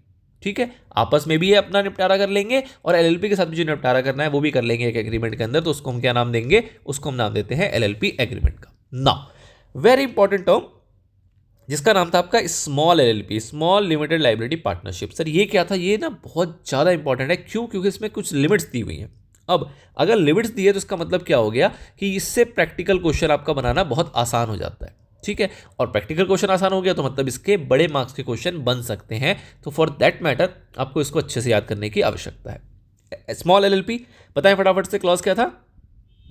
Clause क्या था इसका? टीए। ठीक है, क्लॉज क्या था? टीए। बताइए सर स्मॉल एलएलपी क्या होती है? तो भैया छोटा है, मतलब कि ये वो एलएलपी है जो कि अभी साइज में क्या है? छोटी है। साइज में छोटी का 2 यहाँ पे जो पैरामीटर्स था वो दिया गया था, एक था कंट्रीब्यूशन और दूसरा था टर्नओवर। पहला था कंट्रीब्यूशन, दूसरा था टर्नओवर। कह रहे कंट्रीब्यूशन जो है वो आपका एक्सीड नहीं होना चाहिए किससे, 25 लाख रुपए से, और जो टर्नओवर है वो आपका एक्सीड नहीं होना चाहिए किससे, 40 लाख रुपए से। ठीक है सर, तो अगर ये दोनों इससे कम रह जाते हैं तो उस केस में क्या हो जाएगा आपका, इसको इसमें आपका क्या हो जाएगा, स्मॉल एलएलपी बन जाएगा। ध्यान देना बीच में क्या लिखा हुआ है, एंड, बीच में क्या लिखा है, एंड, मतलब स्मॉल के लिए ये दोनों फुलफिल होना जरूरी है, एक फुलफिल से काम नहीं चलेगा। क्या सर कंट्रीब्यूशन की कोई हायर अमाउंट बता रखी है, बिल्कुल बता रखी है, हायर अमाउंट है 5 करोड़ रुपए, और टर्नओवर की कोई हायर अमाउंट है क्या, वो है 50 करोड़ रुपए। इसका मतलब क्या होता है सर कि अगर आज के टाइम में आपको 25 लाख की लिमिट दी गई है तो आपको 25 लाख याद रखना है, बट इसको बढ़ा के 1 करोड़ भी कर सकते हैं, 2 करोड़ भी कर सकते हैं, अप टू 5 करोड़ तक इस लिमिट को किया जा सकता है। उससे ऊपर नहीं कर पाएंगे, उससे ऊपर करना होगा तो आपको इसको दोबारा से पार्लियामेंट में लेके जाना पड़ेगा और इस लिमिट को चेंज करानी पड़ेगी। ठीक है, तो इसलिए एक हायर ब्रैकेट भी दिया होता है कि भैया समय के साथ जब माहौल बदले, मौसम बदले, त्योहार बदलेगा, महंगाई बढ़ेगी, तो इस पेनल्टी को, मतलब पेनल्टी इन द सेंस कि इस लिमिट को हम यहाँ पे क्या कर देंगे, इनहेंस कर देंगे। सेम फैशन में टर्नओवर जो है वो 40 लाख है फिलहाल, बट इसको बढ़ाया जा सकता है, इसको प्रिस्क्राइब किया जा सकता है हायर अमाउंट भी, लेकिन मैक्सिमम लिमिट कितनी है, 50 करोड़। और तीसरा कंडीशन क्या होता था स्मॉल एलएलपी का, आपने कंट्रीब्यूशन मीट कर दिया, आपने टर्नओवर मीट कर दिया, साथ ही में कोई अगर मिसलेनियस बातें होंगी, कोई अगर अदर रिक्वायरमेंट होगी, कोई अदर टर्म्स एंड कंडीशन होंगी जो कि प्रिस्क्राइब किया जाएगा, आपको उसको भी फुलफिल करना पड़ेगा। मतलब ये ऐसा हो गया कि इसको एक फिल इन द ब्लैंक्स है, एक खाली घर इन्होंने अपने पास रख लिया कि अगर इनका मन किया कि कंट्रीब्यूशन और टर्नओवर से मन नहीं भर रहा है तो कुछ और कंडीशंस भी यहाँ पे लगा सकते हैं, किसके ऊपर, स्मॉल एलएलपी पे। ठीक है, तो ये एक तरीके से फिल इन द ब्लैंक्स है जो कि इन्होंने रखा कि भाई तीसरा कंडीशन भी है कि अगर हम कुछ प्रिस्क्राइब कर देना तो उस प्रिस्क्राइब वाली बातों को भी तुमको मानना पड़ेगा। तो ठीक है साहब, मान लेंगे, क्या दिक्कत है। चलिए सर, तो दिस इज योर डेफिनेशन वाला पार्ट जो हमने खत्म किया। अब इंपॉर्टेंट डेफिनेशन आपका इंस्टीट्यूट को लगता है कि यही है, बट अगर मैं आपसे कहूं कि आप सर एग्जाम में जाने से पहले और कौन कौन से इंपॉर्टेंट डेफिनेशन को कवर कर सकते हो, तो आपको वो ध्यान रखना है कि आप कौन कौन से और इंपॉर्टेंट डेफिनेशन ऐसे हैं जो कि आप कवर कर सकते हैं अपार्ट फ्रॉम दिस। तो आपको इसके अलावा एक पार्टनर की डेफिनेशन को पता रखना है कि पार्टनर की डेफिनेशन क्या थी। उसके अलावा आपको पार्टनर के साथ साथ आपको पता होना चाहिए किसके बारे में, आपको पता होना चाहिए नेम के बारे में। ठीक है, तो ये 2 डेफिनेशन और मेरे हिसाब से आप एक्स्ट्रा कवर कर लेना, बाकी तो आपको अच्छा खासा कवर करा दिया गया। ठीक है सर, आगे बढ़ते हैं। बात आती है पार्टनर की। सर पार्टनर का सेक्शन बताओगे क्या? अब हमने पार्टनर जब शुरू किया था तो हमने देखा था कि पार्टनर कौन से सेक्शन शुरू हुआ था, तो आपका सेक्शन नंबर 2 कवर हो गया। सेक्शन नंबर 4 आपको ये बता गया कि भैया पार्टनरशिप एक्ट जो है ना पुराना वाला, उसको एलएलपी में मत लगाना। और सेक्शन नंबर 3 जो है वो आपको बताता है किस बारे में, वो बताता है सेपरेट लीगल एंटिटी के बारे में। ठीक है, तो आपका 2 कवर हो गया, 3 कवर हो गया, 4 कवर हो गया। तो ऑब्वियस सी बात है अब सेक्शन कौन सा आएगा, अब आएगा आपका सेक्शन नंबर 5। तो पार्टनर को डिफाइन कहाँ किया गया है, सेक्शन नंबर 5 के अंदर। ठीक है सर, क्या डिफाइन किया गया सर पार्टनर को? तो क्या कह रहे हैं कि पार्टनर कौन कौन हो सकता है? पार्टनर हो सकता है आपका कोई भी इंडिविजुअल और बॉडी कॉर्पोरेट। बॉडी कॉर्पोरेट क्या होता है सर? बॉडी कॉर्पोरेट अभी आपने ऊपर पढ़ा कि बॉडी कॉर्पोरेट में 4 टाइप के लोग कवर होते हैं, 3 टाइप के लोग कवर नहीं होते हैं। इंडिविजुअल सारे के सारे अलाउड है, सब्जेक्ट टू कौन कौन, ये वाले अलाउड नहीं है। कौन से वाले अलाउड नहीं है सर? 3 टाइप के इंडिविजुअल बाहर कर दिए इन्होंने। एक वो जो कि अनसाउंड माइंड है, दूसरा वो जो कि अनडिस्चार्ज इंसॉल्वेंट है, और तीसरा वो है जिसको कि एडजुडिकेट किया गया एज एन इंसॉल्वेंटर और उसकी एप्लीकेशन जो है वो अभी पेंडिंग चल रही है। तो ये बंदा हमारा पार्टनर नहीं बन पाएगा, ये बंदा हमारा पार्टनर नहीं बन पाएगा। अगला आता है आपका minimum number of partner. Sir कौन सा सेक्शन कवर कराता है इसको? Section number 6। अब मैं सेक्शन नहीं लिखूंगा यहाँ पे, ऐसे ही राउंड करके आपको नंबर्स में बात करते हैं। ठीक है, चलिए, तो minimum number of partner section number 6 में कवर हुआ, जिसके अंदर आपको बताया गया कि भैया मिनिमम कितने पार्टनर होने चाहिए, तो कम से कम पार्टनर कितने होने चाहिए? 2। और क्या 2 से कम की पॉसिबिलिटी है? मैक्सिमम बताया गया क्या सर? मैक्सिमम बताया गया? मैक्सिमम कुछ भी नहीं है, मैक्सिमम अनलिमिटेड है, जितने मर्जी पार्टनर बना लो, कोई मैक्सिमम लिमिट नहीं है। ठीक है सर, क्या 2 से कम होंगे तो क्या पाप चढ़ेगा? बिल्कुल सर, अगर आपका जो पार्टनर है वो 6 महीने से ज़्यादा अगर 2 से कम रह गया ना, तो जो बंदा उसको चला रहा होगा उसके ऊपर पाप चढ़ेगा। मतलब कि वो बंदा जो है वो पर्सनली लायबल हो जाएगा उन सारी ऑब्लिगेशंस के लिए जो कि उस पीरियड में अराइज होंगी। मतलब क्या हुआ कि सर ये वो है जिसको आप कहते हैं कि आपका एलएलपी जो है वो रडार पे आ गया। रडार पे आने का मतलब क्या हुआ कि आपसे कहा जा रहा है कि भैया अगर कोई 2 से 1 बंदा यहाँ से निकल के चला जाता है तो उसके इसमें क्या करना, तुम 6 महीने का तुम्हें मोहलत दिया गया, 6 महीने के अंदर दूसरा पार्टनर बना लेना। अगर नहीं बना पाए, 6 महीने बीत गए, तो एक तो आपने देखा था कि भैया ट्राइब्यूनल भाई साहब नाराज हो जाते हैं और ट्राइब्यूनल भाई साहब जो हैं वो इसको अपनी लिस्ट में ऐड कर लेते हैं और चाहे तो इसको क्लोज करने का ऑर्डर दे सकते हैं, मतलब इसको वाउंड अप कर सकते हैं। एक सिचुएशन ये भी आती है। दूसरा ये कहा गया कि इस पीरियड में जो भी ये काम करेगा, जो भी कामकाज करेगा, उसकी पर्सनली जिम्मेदारी किसकी होगी? उस एक पार्टनर की, जो सिंगल पार्टनर बचा हुआ है जिसको चला रहा है मजे से। भैया या तो बंद कर दो, पर तुम बंद भी नहीं कर रहे, दूसरा बंदा ऐड कर लो, दूसरा बंदा भी ऐड नहीं कर रहे, और 6 महीने से ज़्यादा का तुमने टाइम भी लगा दिया, मतलब कि कुछ तो झोल है। अब झोल है तो भैया झोल करो, कोई दिक्कत नहीं है, बट अगर कोई भी दिक्कत परेशानी आएगी तो आपका ऑब्लिगेशन जो है वो यहाँ पे पर्सनल माना जाएगा। आपका ऑब्लिगेशन जो है यहाँ पे पर्सनल माना जाएगा। ये किसके ऊपर होगा? वो बंदा जो ओनली पार्टनर है, जो उसको चला रहा है। ठीक है, ये बात बताइए आपको सेक्शन नंबर 6 ने। नाउ आगे बढ़े तो आपका नेक्स्ट सेक्शन आया था सेक्शन नंबर 7, जो कि बात किसकी करके गया? डेजिग्नेटेड पार्टनर की। सर डेजिग्नेटेड पार्टनर के लिए क्या बताया गया इसके अंदर कि भैया कम से कम कितने डेजिग्नेटेड पार्टनर होने चाहिए? 2। कम से कम कितने होने चाहिए? 2। और उसमें से एक जो होगा वो क्या होना चाहिए? आपका रेजिडेंट। उसमें एक क्या होना चाहिए? आपका रेजिडेंट होना चाहिए। और साथ ही में इसने एक और चीज़ क्या बताई थी कि भैया एलएलपी के अंदर ना आपको बताया गया है कि आप पार्टनर इंडिविजुअल को भी बना सकते हो और आप बॉडी कॉर्पोरेट को भी बना सकते हो। अब आपने इंडिविजुअल बनाया तो अच्छी बात है, इंडिविजुअल बनाया तो अच्छी बात है, लेकिन अगर आपने बॉडी कॉर्पोरेट को बना दिया तो उस केस में कैसे होगा? तो आपसे यहाँ पे कहा गया है कि 2 डेजिग्नेटेड पार्टनर होने चाहिए who are individuals. Who are individuals मतलब कि डेजिग्नेटेड पार्टनर जो है ना वो आपका बॉडी कॉर्पोरेट नहीं हो सकता, लेकिन पार्टनर जो है वो आपका बॉडी कॉर्पोरेट हो सकता है। तो उस केस में क्या कहा जा रहा है कि भैया अगर ऐसी सिचुएशन होगी कि सारे पार्टनर ही बॉडी कॉर्पोरेट है या फिर मिक्सचर है, मिक्सचर इन द सेंस कि कुछ लेट से एक आपका इंडिविजुअल है और दूसरा जो है बॉडी कॉर्पोरेट है, तो इस सिचुएशन में क्या कहा जा रहा है कि बॉडी कॉर्पोरेट जब आपका पार्टनर होगा ना, तो बॉडी कॉर्पोरेट का जो नॉमिनी है, जो बॉडी कॉर्पोरेट का नॉमिनी है, उसको डेजिग्नेटेड पार्टनर बनना पड़ जाएगा। वो एज अ एक्ट करेगा एज अ डेजिग्नेटेड पार्टनर। ठीक है, ओके सर। रेजिडेंट की क्या डेफिनेशन बताई गई कि भैया आपका जो स्टे है इंडिया के अंदर वो होना चाहिए कम से कम 120 दिन या उससे ज़्यादा, उससे कम नहीं होना चाहिए। उससे कम हुआ तो आप रेजिडेंट नहीं कहलाओगे। ठीक है सर, तो this is all about designated partner. अब जब हम इसके आगे बढ़ेंगे तो हमने बात आएगी किसकी? हमारी बात आएगी इनकॉर्पोरेशन की। सर इनकॉर्पोरेशन के अलावा क्या कुछ सेक्शन ऐसे हैं जो बीच में छूट रहे हैं? बताइए, कोई सेक्शन ऐसा है जो छूट रहा है? बिल्कुल छूट रहा है, तो उसको मैं फटाफट से रिवाइज करा दूं क्या यहाँ पे? अगर आप कहें तो मैं रिवाइज करा देता हूँ। बिल्कुल सर, रिवाइज करा दो। तो सेक्शन नंबर 7 देख लिया, सेक्शन नंबर 8 आया था। 8 किसकी बात करता है? 8 बात करता है आपकी लाइबिलिटीज ऑफ डेजिग्नेटेड पार्टनर की, जिसमें कहा गया कि भैया जितने भी कंप्लायंसेस होंगे, जितने भी कंप्लायंसेस होंगे, इसके अंदर बेसिकली क्या है? लाइबिलिटी है किसकी?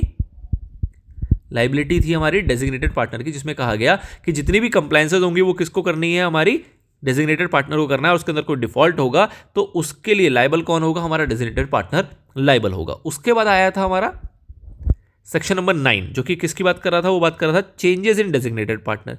चेंजेस डेजिग्नेटेड पार्टनर का मतलब क्या था कि भैया आपको जो डेजिग्नेटेड पार्टनर है वो अपॉइंट करना है, और इन केस उसके अंदर वैकेंसी आ जाती है, वैकेंसी आ जाती है तो उसको आपको फिल करना पड़ेगा। कब? With in 30 days. With in 30 days आपको वैकेंसी को फिल करना होता था।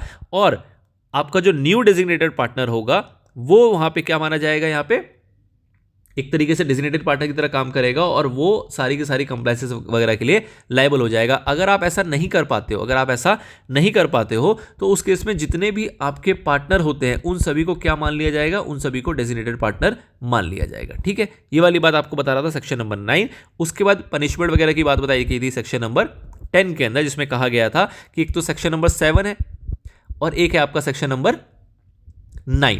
सेक्शन नंबर 7 जो कि बात कर रहा है डेजिग्नेटेड पार्टनर की, और 9 जो है वो बात कर रहा है उसके अंदर के चेंजेस की। तो इसमें अगर आपने कोई डिफॉल्ट किया तो इसमें अलग अलग टाइप के आपको पनिशमेंट वगैरह दिए हुए थे। पनिशमेंट में कुछ खास नहीं है, लिमिट्स नहीं है, आप एक बार गो थ्रू कर लेंगे तो आपका कवर हो जाएगा। तो ये 3 सेक्शन ऐसे हैं जो कि इस रिवीजन में मिस हो रहे थे, वो मैंने यहाँ पे कवर कर लिया। नाउ आगे बढ़े, बात करें इनकॉर्पोरेशन की। तो इनकॉर्पोरेशन डॉक्यूमेंट था आपका सबसे पहला टॉपिक जो कि कवर होता है सेक्शन नंबर 11 में। सेक्शन नंबर 11 ने बात किया इनकॉर्पोरेशन डॉक्यूमेंट के बारे में। तो भैया इनकॉर्पोरेशन जब आप करने जाओगे तो डॉक्यूमेंट कैसे तैयार करोगे? तो क्या कहा जा रहा है कि भैया आपने जो एलएलपी अपनी इनकॉर्पोरेट करनी है, स्टार्ट करनी है, वो किसको करनी पड़ेगी? उसके लिए 2 या 2 से अधिक व्यक्ति लगेंगे। एक तो मतलब मिनिमम 2 तो होने चाहिए, ज़्यादा हो तो कोई दिक्कत वाली बात नहीं है। आप किसी ना किसी लॉफुल बिजनेस के लिए वो स्टार्ट करने जा रहे हो और आपका इंटेंशन जो है वो प्रॉफिट का होना चाहिए। क्यों सर? प्रॉफिट तो हमारी मर्जी है, हम नॉन प्रॉफिट अगर काम करेंगे तो कोई दिक्कत है क्या? बिल्कुल दिक्कत है। अगर आप नॉन प्रॉफिट काम करेंगे तो आप एलएलपी नहीं बना सकते। एलएलपी का पर्पस आपका प्रॉफिट मेकिंग ही होना चाहिए। कंपनी में फीचर है, कंपनी में आपका कंपनीज एक्ट आपको सेक्शन 8 देता है, जो कहता है सेक्शन 8 कंपनी आप इनकॉर्पोरेट कर सकते हो, जहां पे आप बिना प्रॉफिट के भी काम करोगे तो चलेगा। बट एलएलपी इस बात को साफ मना करता है, वो कहता है भैया अगर प्रॉफिट करना है तो ही एलएलपी बनाओ, अदरवाइज बनाने की जरूरत नहीं है। अब ये जो व्यक्ति होंगे ये अपने नेम को क्या करेंगे? सब्सक्राइब करेंगे। सब्सक्राइब का मतलब क्या हुआ कि अपने इनकॉर्पोरेशन डॉक्यूमेंट में मेंशन करेंगे कि हाँ भैया हम हैं वो लोग जो कि एक धंधा करना चाहते हैं, लॉफुल बिजनेस करना चाहते हैं और हम प्रॉफिट कमाएंगे। ठीक है सर। उसके बाद इनको जो डॉक्यूमेंट होगा उसको फाइल करना पड़ेगा। फाइल किसके पास करते हैं सर? फाइल करते हैं हम रजिस्ट्रार के पास। कौन सा रजिस्ट्रार? जो भी आपके स्टेट का नियर बाय का रजिस्ट्रार होगा उसके पास आप फाइल करके चलोगे।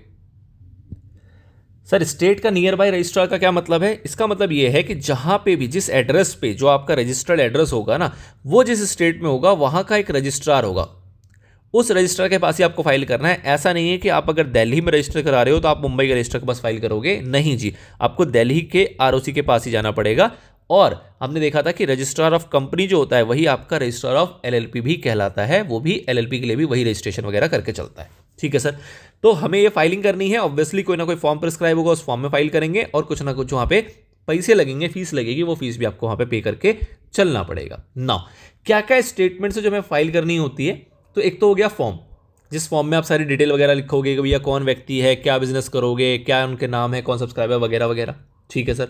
उस फॉर्म को साइन करेगा कौन? उस फॉर्म को साइन करने के लिए यहाँ पे 4 लोग बताए गए, या तो एडवोकेट से साइन करा लो, सीएस से करा लो, सीए से करा लो या सीएमए से करा लो। बेसिकली क्या हुआ, 4 प्रोफेशनल लोगों को बोल दिया गया कि भैया तुम इसको ऑथेंटिकेट करो कि ये जो भाई साहब हमारे फॉर्म भर रहे हैं वो सही भर रहे हैं कि गलत भर रहे हैं। और साथ ही में जो सब्सक्राइबर है इसका, जो इसका सब्सक्राइबर है, उनमें से एक सब्सक्राइबर को भी पकड़ लेंगे कि ले बेटा तू भी साइन कर, कोई तो रिस्पॉन्सिबिलिटी लेगा ना, तुम फॉर्म भर के बिजनेस इनकॉर्पोरेट करने जा रहे हो, कल को कुछ ऊंच नीच होगी तो कौन जिम्मेवार होगा? तो उसका फॉर्म भरने के लिए कहा गया कि भैया एक सब्सक्राइबर उसको साइन करेगा और साथ ही में इन 4 में से किसी एक प्रोफेशनल से साइन कराएगा। और साइन करते वक्त कसम क्या खाएगा? कसम वो खाएगा कि भैया इस एक्ट की जितनी भी रिक्वायरमेंट थी रिलेटेड टू इनकॉर्पोरेशन वो हमने सारी की सारी कंप्लाई कर दी है और हमसे कोई भी भूल चूक अपराध यहाँ पे नहीं हुआ है। जो भी इस एक्ट में लिखा था, चाहे वो इनकॉर्पोरेशन से बिल्कुल रिलेटेड था या फिर वो इंसिडेंटल था, मतलब कि उसके दाएं बाएं की भी कोई चीज़ें थी ना, तो वो सारी बातें भी, वो सारे मुद्दे भी हमने यहाँ पे निपटा दिए हैं। सारी कंप्लायंस हमारी बढ़िया होके चल रही है, कोई दिक्कत वाली बात नहीं है। ये सारी कसमी बातें खाने के बाद जाके उसका इनकॉर्पोरेशन जो है वो अपने फॉर्म को सबमिट करेगा। ठीक है सर। इनकॉर्पोरेशन का जो डॉक्यूमेंट है, जो बेसिकली फॉर्म है, उसके अंदर जो हमने फर्स्ट में यहाँ पे बात की है, ये जो फॉर्म था, इस फॉर्म के अंदर बेसिकली क्या क्या जानकारी दी जाएगी? तो बिल्कुल बेसिक सी बातें हैं। क्या कि भैया फॉर्म में क्या क्या होगा? आपका जो नाम है आप वो लिखोगे, एलएलपी का नाम, क्या बिजनेस करना चाहते हो, क्या धंधा आपके दिमाग में है वो बताओगे, रजिस्टर्ड ऑफिस कहाँ होगा उसका एड्रेस लिखोगे, जितने भी हमारे पार्टनर्स हैं उन सबका नाम और पता लिखना पड़ेगा आपको, साथ ही में जितने भी आपके डेजिग्नेटेड पार्टनर है उनका भी नाम और पता आपको बताना पड़ेगा। और अगर कुछ मिसलेनियस बातें रह गई, कोई और अदर इन्फॉर्मेशन जो कि प्रिस्क्राइब किया जाएगा आपको टाइम टू टाइम, वो बात भी आपको यहाँ पे मेंशन करके चलनी पड़ेगी। ठीक है। तो ये सारी चीज़ें आप यहाँ पे फाइल करते हो eight the time of incorporation. This is your section number 11। ठीक है सर। अब यहाँ पे बात आती है कि अगर आपने इनकॉर्पोरेशन के वक्त अगर कोई भी गलत जानकारी दी, मतलब कि जो भी आपने डॉक्यूमेंट वगैरह फाइल करना था वो आपने जानबूझ के, आपको पता था कि भैया गलत है, फिर भी आपने फर्जी एड्रेस दे दिया, ठीक है, या फिर फर्जी लोगों की आईडी लगा दी एज अ पार्टनर, जो कि एग्जिस्ट ही नहीं करते या एग्जिस्ट करते भी हैं तो वो इन्वॉल्व नहीं है बिजनेस के अंदर, मतलब कोई भी फर्जी वाला आपने किया है जानबूझ के, ध्यान ये रखना, जानबूझ के। जब भी जानबूझ के करोगे तो भैया आपको सीधा उठा के कहाँ डाला जाएगा? जेल में। ठीक है। अगर अनजाने में होती है तो क्या होता है, उस केस में फाइन से काम चल जाता है, बट अगर जानबूझ के हुआ है तो उस केस में आपको जेल से छोटी सजा होती नहीं है। ठीक है सर। तो अगर if a person makes a statement which he knows to be false, उसको पता है कि भैया गलत है या फिर उसको पता है कि ये सही नहीं है, बोथ आर सेम, या तो उसको पता है कि वो इन्फॉर्मेशन गलत है या फिर उसको लगता है does not believe to be true, तो उस केस में पनिशमेंट मिलेगी क्या? इंप्रिजनमेंट हो सकती है कितनी? अप टू 2 ईयर्स की, मतलब अप टू 2 ईयर्स की आपको सजा होगी जेल की, और मिनिमम 10,000 से लेकर मैक्सिमम 5 लाख तक का आपके ऊपर फाइन भी लगाया जा सकता है। ठीक है सर। तो this is all about your section number 11। उसके बाद हम आगे बढ़ेंगे तो बात करेंगे सेक्शन नंबर 12 की, जो कि था आपका क्या? Incorporation bye registration. Incorporation bye registration का मतलब क्या हुआ कि आपने अपना काम पूरा कर दिया, अब जो भी आपने कंप्लायंसेस करी है सेक्शन नंबर 11 में, उन सारी बातों को चेक करेगा कौन? रजिस्ट्रार। रजिस्ट्रार चेक करेगा और बोलेगा कि भैया अगर सारी बातें कंप्लाई हो जाती हैं, सब कुछ बढ़िया लग रहा है, कोई उपचुनी नहीं है, कोई दिक्कत वाली बात नहीं है, तो 14 दिन के भीतर भीतर वो क्या करेगा? आपकी इनकॉर्पोरेशन डॉक्यूमेंट को रजिस्टर करेगा, अपने रिकॉर्ड्स में उसको अपडेट करेगा और आपको इशू करके देगा क्या? एक सर्टिफिकेट जिसमें कि आपकी एलएलपी का नाम लिखा हुआ होगा। मतलब वो आपके लिए एक एविडेंस बनेगा, एक डॉक्यूमेंट बनेगा जो कि रजिस्ट्रार आपको इशू करके देगा और उस रजिस्ट्रेशन पे वो भाई साहब हमारे साइन भी करेंगे, वो अपना ऑफिशियल सील भी लगाएंगे कि हाँ भैया इस फला फला डेट से ये एलएलपी जो है वो इनकॉर्पोरेटेड मानी जाती है और ये उसका नाम रहेगा। और वो जो सर्टिफिकेट है that is your conclusive evidence. Conclusive evidence का मतलब क्या हुआ कि जब आप आगे बिजनेस वगैरह करने जाओगे या कल को कोई लोन वगैरह लेने जाओगे या बैंक में कोई अकाउंट वगैरह खुलवाओगे तो यही आपका डॉक्यूमेंट जो है वो हर जगह पे काम आएगा। इन दैट वे कहा जाता है कि ये आपका एक कंक्लूसिव एविडेंस होगा जो कि ये बताएगा कि ये एलएलपी एग्जिस्ट करती है। ठीक है सर, चलिए जी, तो यहां तक की बातें कवर होती है। नाउ अगला आपका आता है registered office of LLP and change therein. मतलब कि भैया एलएलपी का क्या कोई रजिस्टर्ड ऑफिस होगा और अगर होगा और उसमें कोई चेंज होता है तो उस केस में क्या फॉर्मेलिटीज होंगी? सर कौन सा सेक्शन इसको कवर करता था? Section number 13। ठीक है, कंटिन्यूएशन में चल रहा है, अभी तक कुछ मिस नहीं है। चलिए जी, तो ये क्या बताता है कि हाँ भैया हर एक ऑफिस का मतलब हर एक एलएलपी का एक कम्युनिकेशन एड्रेस होना चाहिए। क्यों? क्योंकि भैया किसी को भी कम्युनिकेशन करना है, किसी को भी कोई नोटिस वगैरह सर्व करना है या कोई भी इंफॉर्मेशन पहुंचानी है तो वो कहाँ भेजेगा? वो उसी एड्रेस पे तो भेजेगा। तो इसलिए एक रजिस्टर्ड ऑफिस होना जरूरी है जो कि सार्वजनिक होगा। सार्वजनिक का मतलब कि ये रजिस्ट्रार को पता होगा, obviously at the time of incorporation ही वो आपसे मांग लेगा और रजिस्ट्रार से ऑब्वियसली आपको पता है कि इसको कोई ना कोई एक्सेस भी कर सकता है अगर कोई चाहे तो। ये पब्लिक इंफॉर्मेशन है, उसको कोई थर्ड पार्टी भी ले सकता है। तो ये रजिस्टर्ड ऑफिस एक होना आपका जरूरी है for the purpose of communication by any person, चाहे आप उससे ट्रांजेक्शन करते हो चाहे ना करते हो।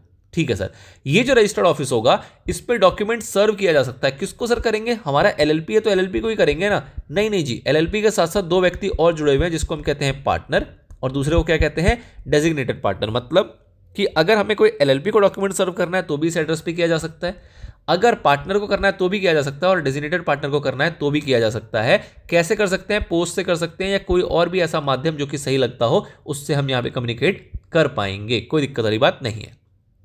ठीक है सर, चलिए जी, अब बात आती है चेंज की। तो क्या आप चेंज कर सकते हो अपने एड्रेस को? सर आज हम दिल्ली में थे, कल हम चाहते हैं कि अपना रजिस्टर्ड ऑफिस जो है वो मुंबई में लेके जाएं, क्या कोई रोक लेगा हमें? बिल्कुल भी नहीं। आपकी इच्छा है, आपका बिजनेस एक्सपेंड होगा, आप छोटे से बड़े एलएलपी बनोगे तो आप ये चेंजेस तो करोगे ही करोगे समय के साथ साथ, ये बहुत नेचुरल सी बात है। तो ये चेंज जो है वो आपका एलएलपी जो है वो आपको अलाउ करता है। लेकिन साथ ही में क्या कहता है कि भाई साहब जब भी चेंज करो ना तो रजिस्ट्रार को बता देना, उससे मत छुपाना। आप ये जो नोटिस होगा ये फाइल कर देना रजिस्ट्रार के पास और रजिस्ट्रार जो होगा ना वो उसको अपडेट कर देगा आपके डॉक्यूमेंट में। मतलब कि उसने आपको रजिस्टर किया है। रजिस्टर करने का मतलब क्या है कि आपकी एलएलपी जब उसने खोली थी तो आपके सारे दस्तावेजों को उसने रजिस्टर किया था अपने पास अपने ऑफिस में। तो अगर आपका ऑफिस का एड्रेस चेंज हो गया है तो ये सूचना आप उसको दे दें, वो उसको क्या कर देगा? अपडेट कर देगा। सिंपल सी बात है, जैसे बैंक में होता है कि बैंक में भी आपका एड्रेस होता है, कल को आप जब चेंज कराते हो आप केवाईसी दोबारा कराते हो, आपका वो एड्रेस नया वाला अपडेट कर दिया जाता है। तो इन दैट वे आपको ये काम करना है।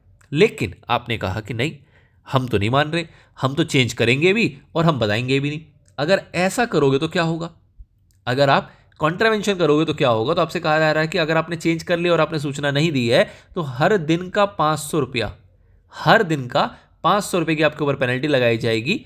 और ये पेनल्टी मैक्सिमम कितनी हो सकती है? 50,000 रुपये की। किसके ऊपर लगेगी? एलएलपी पे और सभी पार्टनर पे, डेजिग्नेटेड पार्टनर पे नहीं। आपको ध्यान देना है, कुछ एक पेनल्टीज हैं जो कि पार्टनर पे लगती हैं, कुछ एक पेनल्टी है जो कि आपके डेजिग्नेटेड पार्टनर पे लगती है। बेचारा एलएलपी तो हर किसी में कुर्बान होता है, एलएलपी तो हर किसी में कुर्बान होता है। एलएलपी सिर्फ वहीं बच जाता है जहां वो अलग से ये प्रूफ कर पाता है कि मेरा यहाँ पे कोई दोष नहीं था, अदरवाइज एलएलपी हर पेनल्टी में शामिल रहता है। ठीक है सर, आगे बढ़ते हैं। अगला बात आती है आपकी इफेक्ट ऑफ रजिस्ट्रेशन, जो कि आपका सेक्शन नंबर 14 डील करता है। इफेक्ट ऑफ रजिस्ट्रेशन का मतलब क्या है कि एक बार आपका रजिस्ट्रेशन हो गया, आपको एक नाम मिल गया, तो उसके क्या फायदे होंगे, क्या उसके प्रभाव पड़ेंगे? तो पहला कि आप सू कर सकते हैं और आपको भी सू किया जा सकता है उस नाम से। आप अपने इस एलएलपी के नाम से एक्वायर कर सकते हैं, ओन कर सकते हैं, होल्ड कर सकते हैं, डेवलप कर सकते हैं, डिस्पोज कर सकते हैं कोई भी प्रॉपर्टी, चाहे वो मूवेबल हो, इमूवेबल हो, टेंजिबल हो या इंटेंजिबल हो। मतलब आपका एक सेपरेट लीगल एंटिटी स्टैब्लिश हो गया जिसके नाम पे आप प्रॉपर्टी खरीद सकते हैं, बेच सकते हैं, सब कुछ काम कर पाएंगे। आप चाहे तो, अगर चाहे तो एक कॉमन सील भी रख सकते हैं। कॉमन सील की कंडीशन क्या थी कि कॉमन सील जो होगा वो हमेशा किसी दो पार्टनर के साथ, मतलब दो पार्टनर के होने पे ही उसको यूज किया जाएगा, अदरवाइज इसको यूज नहीं किया जाता। बट आप चाहें तो कॉमन सील भी अपना रख सकते हैं अगर आपको लगता है ऐसा कि जरूरी है तो। एंड वो सारी चीजें जो एक बॉडी कॉर्पोरेट की होती है, मतलब बॉडी कॉर्पोरेट को कोई भी अगर फायदा या नुकसान होता है जिस भी तरीके से, तो वो सारे के सारे फीचर्स आपके एलएलपी के ऊपर भी एप्लीकेबल हो जाएंगे। मतलब सारी doing and suffering such other acts and things as body corporate में लॉफुली डू एंड सफर, मतलब कि कुछ ऐसे काम जो एक बॉडी कॉर्पोरेट कर सकता है। मतलब एक सिंपली क्या हो गया कि आपको अलग से यहां पे और फायदे बताने से अच्छा उन्होंने बता दिया कि भैया बॉडी कॉर्पोरेट को हमने जितनी चीजें परमिशन दे रखी है ना, उसमें आप भी शामिल हो। पर अगर बॉडी कॉर्पोरेट के ऊपर कोई रेस्ट्रिक्शंस लगती हैं, कोई लिमिटेशंस लगती हैं, तो वो लिमिटेशंस भी आपके ऊपर भी लगेंगी। तो उसको यहाँ पे फोर्थ पॉइंट में कह दिया गया कि doing and suffering such other acts and things as body corporate में लॉफुली डू और सफर।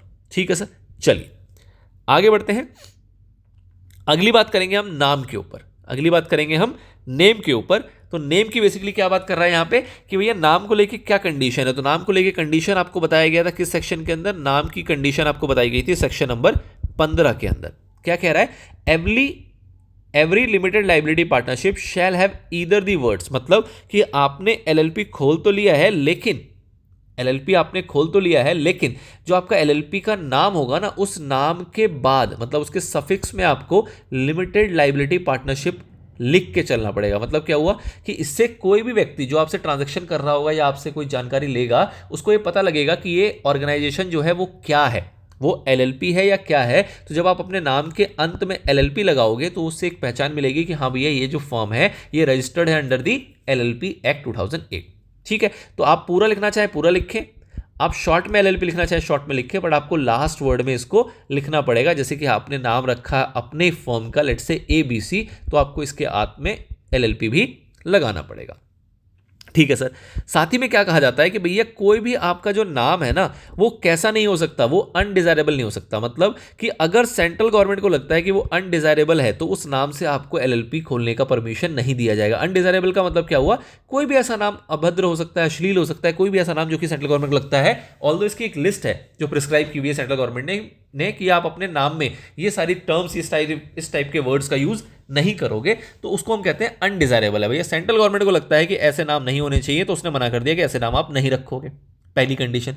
दूसरी कंडीशन कि अगर ऐसा कोई नाम है जिससे ऑलरेडी कोई एलएलपी है या कोई कंपनी है या फिर कोई ट्रेडमार्क रजिस्टर्ड है, तो उस नाम से मिलता जुलता नाम भी आपकी एलएलपी का नहीं हो सकता। क्यों? क्योंकि भाई दिक्कत हो जाएगी ना। ऑलरेडी मान लो रिलायंस चल रहा है, आप बोलोगे कि रिलायंस के नाम से एलएलपी बनानी है, तो कैसे बनाने देंगे? बिल्कुल नहीं बनाने देंगे। क्यों? क्योंकि रिलायंस के नाम से ऑलरेडी एलएलपी भी है और ट्रेडमार्क भी है, सेम टाटा का है, तो वो तो दिक्कत हो जाएगी। तो इस वजह से कहा गया कि ऑलरेडी कोई एलएलपी चल रही है, कंपनी चल रही है, ट्रेडमार्क रजिस्टर्ड है, तो उस नाम से मिलता जुलता नाम भी आपको नहीं मिलेगा, उस नाम से भी आप अपनी एलएलपी की शुरुआत नहीं कर सकते हो। ठीक है, तो ये सेक्शन नंबर 15 ने नाम को लेकर यहां पे कुछ बातें बताई थी। देन आया था हमारा सेक्शन नंबर 16 जो कि बात करता है रिजर्वेशन ऑफ नेम। मतलब कि जैसे ही 15 में आपको इतनी सारी समस्याएं बता दी गई, तो आपने कहा कि साहब इतनी समस्याओं के साथ हम बिजनेस करेंगे कैसे? मतलब कि इतनी समस्याएं अगर रहेंगी तो हम बिजनेस कर कैसे पाएंगे? बिजनेस कैसे कर पाएंगे इन द सेंस कि हम जब भी इनकॉर्पोरेशन करने जाएंगे, आप नाम के ऊपर कोई ना कोई ऑब्जेक्शन निकाल दोगे और हमारा जो इनकॉर्पोरेशन डॉक्यूमेंट है उसको रिजेक्ट कर दोगे। तो आपको एक फीचर दिया गया कि भाई साहब ऐसा करो ना, आपको नाम में सबसे ज़्यादा मेहनत दिख रही है यहाँ पे, और एक्चुअल में अगर प्रैक्टिकली बात करूँ तो होती भी है, तो आपको एक फैसिलिटी दी गई रिजर्वेशन ऑफ नेम। मतलब कि आप जब बिजनेस स्टार्ट करने जा रहे हो उसके शुरुआती दिनों में ही पहले अपना नाम ढूंढ लो और उसको रिजर्व करा लो। रिजर्व कराने का मतलब क्या हुआ कि ऐसा ना हो कि आपने ढूंढा और जब तक इनकॉर्पोरेशन करने गए तब तक वो नाम कोई और ले गया। हो सकता है ऐसी पॉसिबिलिटी। तो आपको कहा गया कि आप एक काम करो, आप एक डॉक्यूमेंट फाइल कर दो जिसमें आप अपना नाम को है वो रिजर्व करा सकते हो। कितने महीने तक? अप टू 3 मंथ्स तक। ये किसने बताया? सेक्शन नंबर 16 ने, कि अगर आपको लगता है कि आपको किसी नाम से बिजनेस स्टार्ट करना है और वो यूनिक है, अच्छा नाम है, और आप आगे लफड़े नहीं चाहते हो, तो आपको एक फीचर दिया गया कि आप अपने नाम को रिजर्व भी करा सकते हो। आप अप्लाई करोगे किसके पास? रजिस्ट्रार के पास। ऑब्वियसली बात है, जो फॉर्म वगैरह बताया गया होगा, जो फीस वगैरह मांगी जाएगी, वो आप पे करोगे और रजिस्ट्रार को अपना नाम बताओगे कि भैया ये नाम जो है जिससे मैं एलएलपी खोलना चाहता हूँ, या फिर ये नाम में मैं अपने ऑलरेडी एलएलपी जो चल रही है उसमें ये नाम रखना चाहता हूं, मतलब चेंज करना चाहता हूं। हो सकता है आपकी XYZ से एक एलएलपी चल रही हो, आप चाहते हो कि ABC के नाम से एलएलपी बनाए।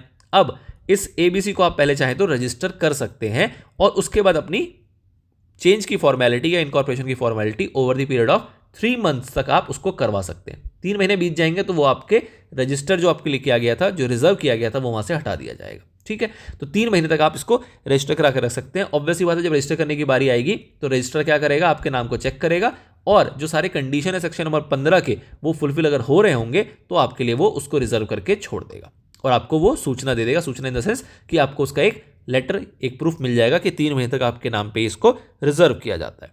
Now a very important section, section number 17, बहुत ही ज्यादा इंपॉर्टेंट।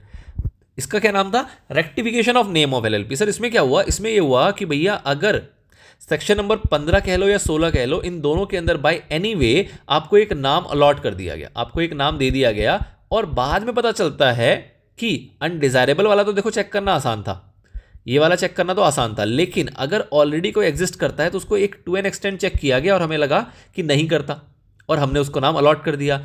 बाद में चल के पता लगता है कि भैया उसके नाम से तो ऑलरेडी कोई LLP चल रही है या कोई कंपनी चल रही है या कोई ट्रेडमार्क रजिस्टर्ड है। अगर ऐसा है तो उस केस में क्या होगा, उस केस में आपके नाम को क्या करना पड़ेगा, रेक्टिफाई करना पड़ेगा, उसको चेंज करवाना पड़ेगा। चेंज कौन करवाएगा, चेंज करवाएगा हमारा सेंट्रल गवर्नमेंट। और सेंट्रल गवर्नमेंट चेंज कैसे करवाएगा, वो आपको इन्फॉर्म करेगा।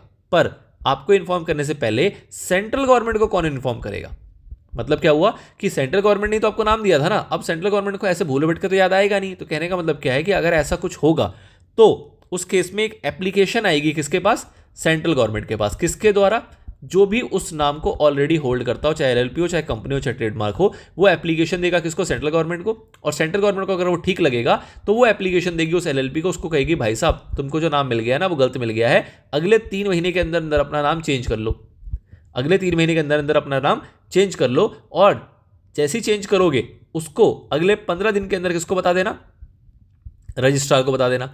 रजिस्ट्रार आपको अपडेट करके एक नया रजिस्ट्रेशन सर्टिफिकेट देगा और रजिस्ट्रेशन सर्टिफिकेट जब आपको दे देगा तो उसके अगले 30 दिन के अंदर अंदर अपना जो एग्रीमेंट है ना उसको भी अपडेट करा लेना और उसको भी फाइल कर देना, किसको, रजिस्ट्रार को। मतलब कि आपके एग्रीमेंट में भी तो नाम बदलना पड़ेगा ना, तो वो एग्रीमेंट का नाम बदलने के लिए आपको अगले 30 दिन और दिए जाएंगे वहां पे। तो दिस इज द प्रोसेस।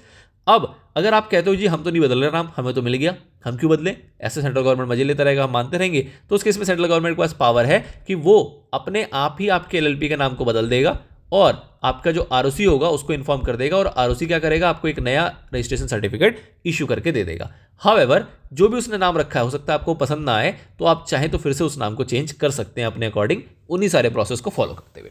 तो ये कहानी थी आपकी सेक्शन नंबर 17 की, which is a very important, very very important. इस पे इतने सवाल आपको देखने को मिलेंगे कि आप मतलब समझ लो कि बहुत ज़्यादा इंपॉर्टेंट है।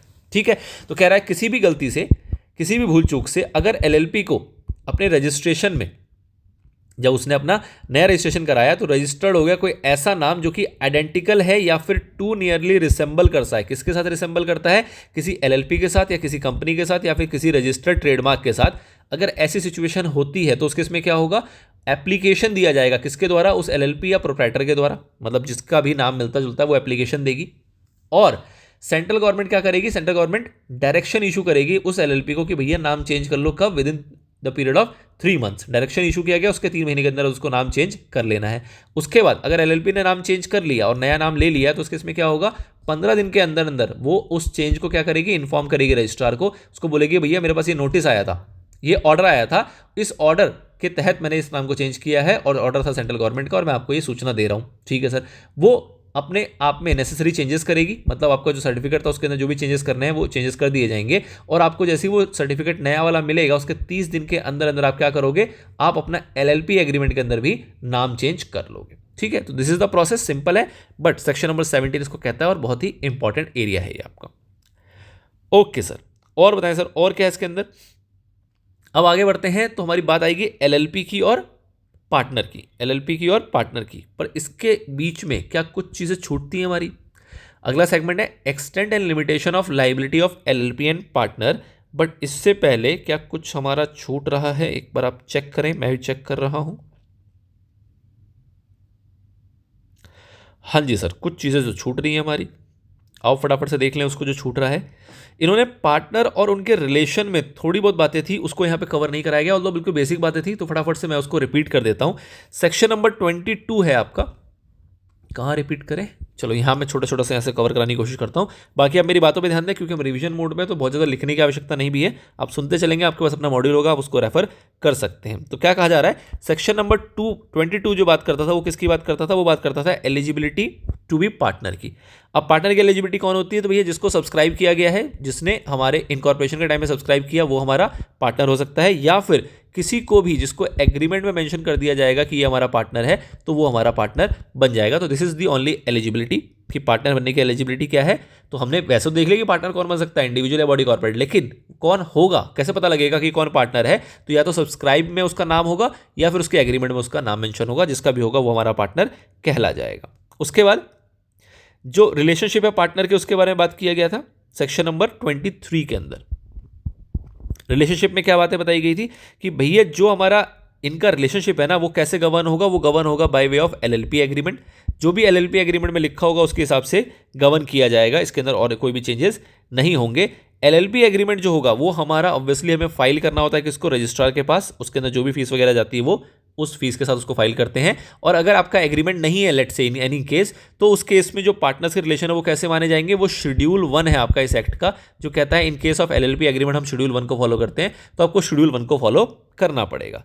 नाउ अगला आता है आपका सेक्शन नंबर 24। सेक्शन नंबर 24 किसकी बात करता था, वो बात करता था सेसेशन ऑफ पार्टनरशिप इंटरेस्ट। मतलब कि अगर भैया आपका कोई पार्टनर ऐसा है जो कि चला गया या जाना चाहता है, तो उस केस में वो क्या कर सकता है, वो मतलब किसी पार्टनर की दिलचस्पी अब आपके एलएलपी पे नहीं रही और वो छोड़ के जाना चाहता है, तो जा सकता है, कोई दिक्कत नहीं है।